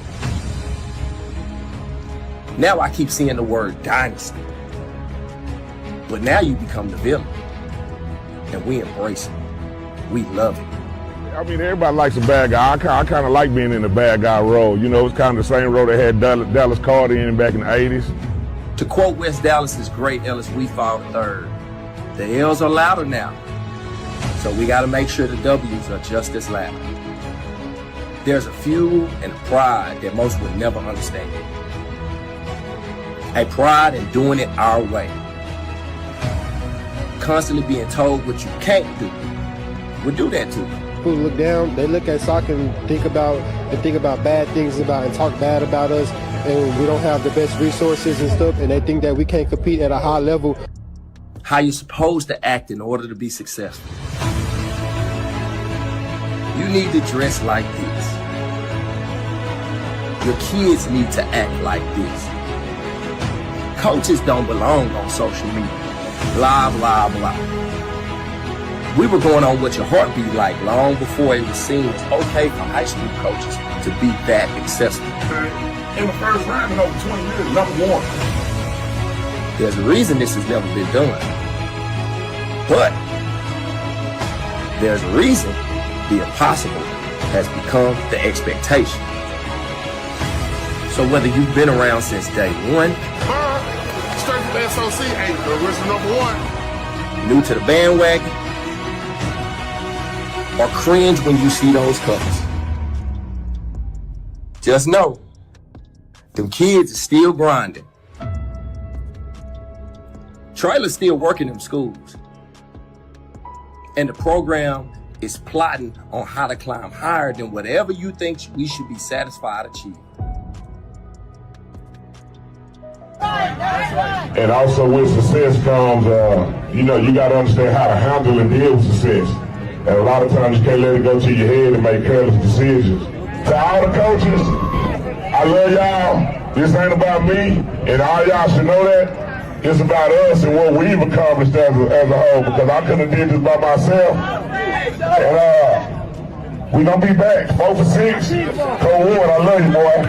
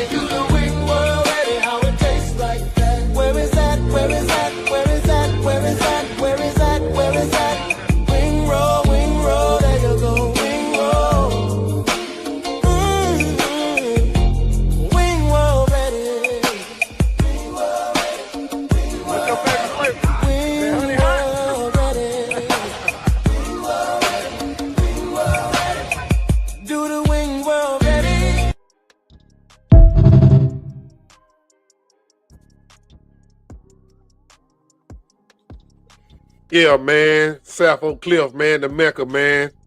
You know what I'm saying? Heart of the city, man. Man, shout out to Coach, man. Coach Ward, man. He got promoted to be a DB coach at SMU, man. You know what I'm saying? I saw that, man. Congratulations, man, to Coach Ward, man. That's what I'm talking about. Hey, we spoke on that last year, man. That they need to get more personnel from the city, man, to go over there and work with SMU. So we got a lot of Dallas influence over there. Yes, so, sir. Man, they're gonna do a lot of more recruiting, man, because they knee deep to the ground. They know what's going on. Yeah, him and Rowley Dodge, man. Guy from South Lake Curl, defensive coordinator, coordinator for South Lake Curl. He also at SMU. So, man, the city, the DFW area is recruiting his own homegrown. You know what I'm saying? Man, what they put some seasoning on that shit over there? They put that shit with black. They put some seasoning on that goddamn that shit over there, man. SMU, I mean, you gotta man. think about it, bro. I mean, why not, bro? The Dallas Fort Worth got. We talking about in the country, and Dallas Fort Worth, Dallas Fort Worth is the top 5 best recruiting. Yeah. Yeah. I'm talking about when we talking about South Oak Cliff, Duncanville, DeSoto, Cedar Hill. Hey man, Mm-hmm. Talking about South, what we talking about? South Lake Curl. What we talking? What we talking about? Like, come on, man. Yeah. Even them little East Texas schools, bro. You know what I'm saying? Like, it's a lot of talent coming up out of Texas in that football. Alito, all that. Alito, man, all that shit. Man, where is you going? Why would you need it? You don't even look nowhere else. You should. Really, SMU program should be better than what it is, man. Even though it's getting up there, they should be able to offer them boys a sweet deal. Why it's like, look, man, you ain't even got to leave the city. Man, it's just almost like you playing for the Dallas Cowboys already. You know man, look, bro, I had a look, man. Because the SMU can do it, man. I fuck around, had them boys, man, staying in an apartment downtown. I'm getting your motherfucking ass when I get through with you. You know what I'm saying? What you say? You coming to SMU? What you say? You will be a Mustang. You know what I mean? I was right there. They got some bad motherfuckers right there on campus. I used to work for them motherfuckers. They got some badass, man. They got some badass lofts right there on campus, bro. Right there on Mockingbird. I used to work at them motherfuckers. They got, man. You can butter some shit up, man. You can butter some shit up and get some recruits over there for real. Man, come on, on, look at this. Look at this. Check this out right here. Boom. You know what I'm saying? This kid has transferred from Alabama to SMU. When the last time you heard that? I ain't never heard that. That mean that program over there bumping. You ain't heard nothing like that. When the last time you seen or heard? Look at that girl, man. They got that girl looking good over there, man. Come on, man. Man, they tapped into the culture, man. They the first people to start rocking the Triple D. You know what I'm saying? Yeah. So, you know, I'm fucking with. I'm gonna give me one of them hoes. Yeah, I'm fucking with the hat and the jacket. Yeah, I like all that. Yeah, they be doing too much exclusive shit over, man. Y'all need to release that out to the public, man. It's out there. They got them out. I done seen a couple dudes wearing them. Yeah, Alabama transfer receiver Jalen Haley that's committed to SMU, man. Alabama receiver transfer. And that tells you a lot, bro. That is value right there. That's why I'd be going out there if I was like SMU. Places that's too stacked in the ACC, when them boys ain't gonna get the playing time like they need to, or they're gonna have to wait 2 years to get the playing time. Like, man, come on over here, man. Let me give you a tour of Dallas, man. Let me give you a tour. That's gonna bait them in right there. Come on, y'all show them somebody little. Like, go take a boy out of little spot. You know we got the boppers out there this weekend. You hear me? Yeah. Once he go to one of our clubs, and you know how our little females be doing, man, they gonna throw that man. He in there. I would say I would do one. I say if I would go after like 5 of the top recruits that's not getting the playing time because it's too stacked. Bring them in. I have them set up in a loft downtown somewhere so they can see how beautiful our skyline is. Right. When it come, I'm gonna have Big X welcome to Texas. Yeah. It's gonna be a rollout. Get them all the way in. Oh, it's gonna be a rollout. He got the black trucks lined up. Hey, that nigga say, man, I can't go back home. They treat me like a celebrity out here. But you know what the funny thing about that, man, that stuff is actually you speaking that, man, it's already motion, man. I'm telling you, Bruce Wayne, them, you know what I'm saying? Amir, them, you know what I'm saying? Yeah. You know what I'm saying? All that is part of the Triple D, SMU, all that is part of the atmosphere. You know what I'm saying? All that is part of that, bro. So what you saying, Bill? Absolutely correct, brother. Absolutely. Yeah. But yeah, man, that's the end of my sports, man. I just wanted to let y'all know what was going on in the city, man. Yeah.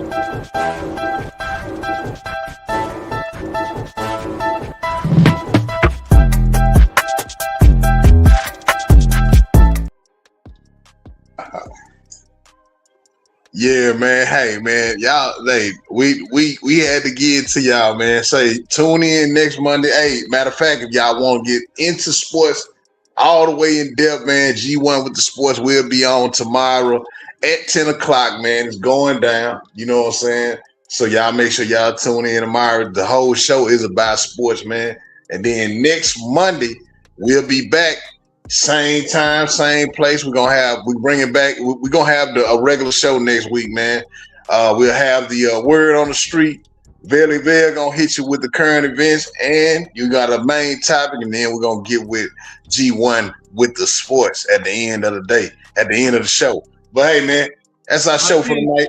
Hey, Hakeem, tap back in with us, brother. We always, especially, I see that sports your thing, man. We always welcome people to the panel, man, to give your insight, inputs, your expertise. For sure. Come on in, man. Next week, come on in, man. We'll bring you right on the panel so we can chop it up. You know what I'm saying? But hey, that's our show for the night, man. Y'all make sure. I gotta get up early in the morning. Already. Hey, man, that's our show for the night, man. Y'all make sure y'all file y'all taxes. You know what I'm saying? And get all the way in, man. We're gonna get y'all out of here, man. And man, shout out to everybody that joined in tonight, man. Everybody that liked the page, man. Make sure you like, share, subscribe. And so you'll know when we come on, man. We'll be back next Monday. Hey, for the ones that want, hey, come on the show tomorrow, man. G1 with the sports, 10 o'clock. Same time, same place. Same place, different time, man. But hey, man, that's our show for the night, man. We will get at y'all next week, man. Y'all will see G1 tomorrow. And we out of here, man. Out of here.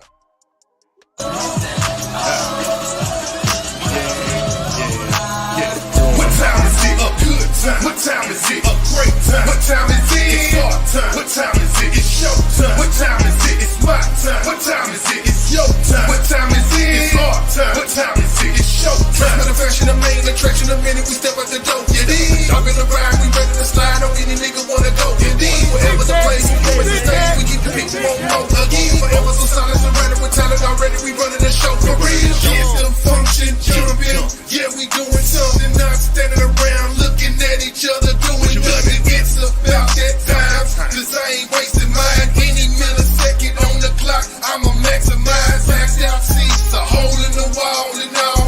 Regardless of the situation, the play is the ball. Knock the roof off the stadium.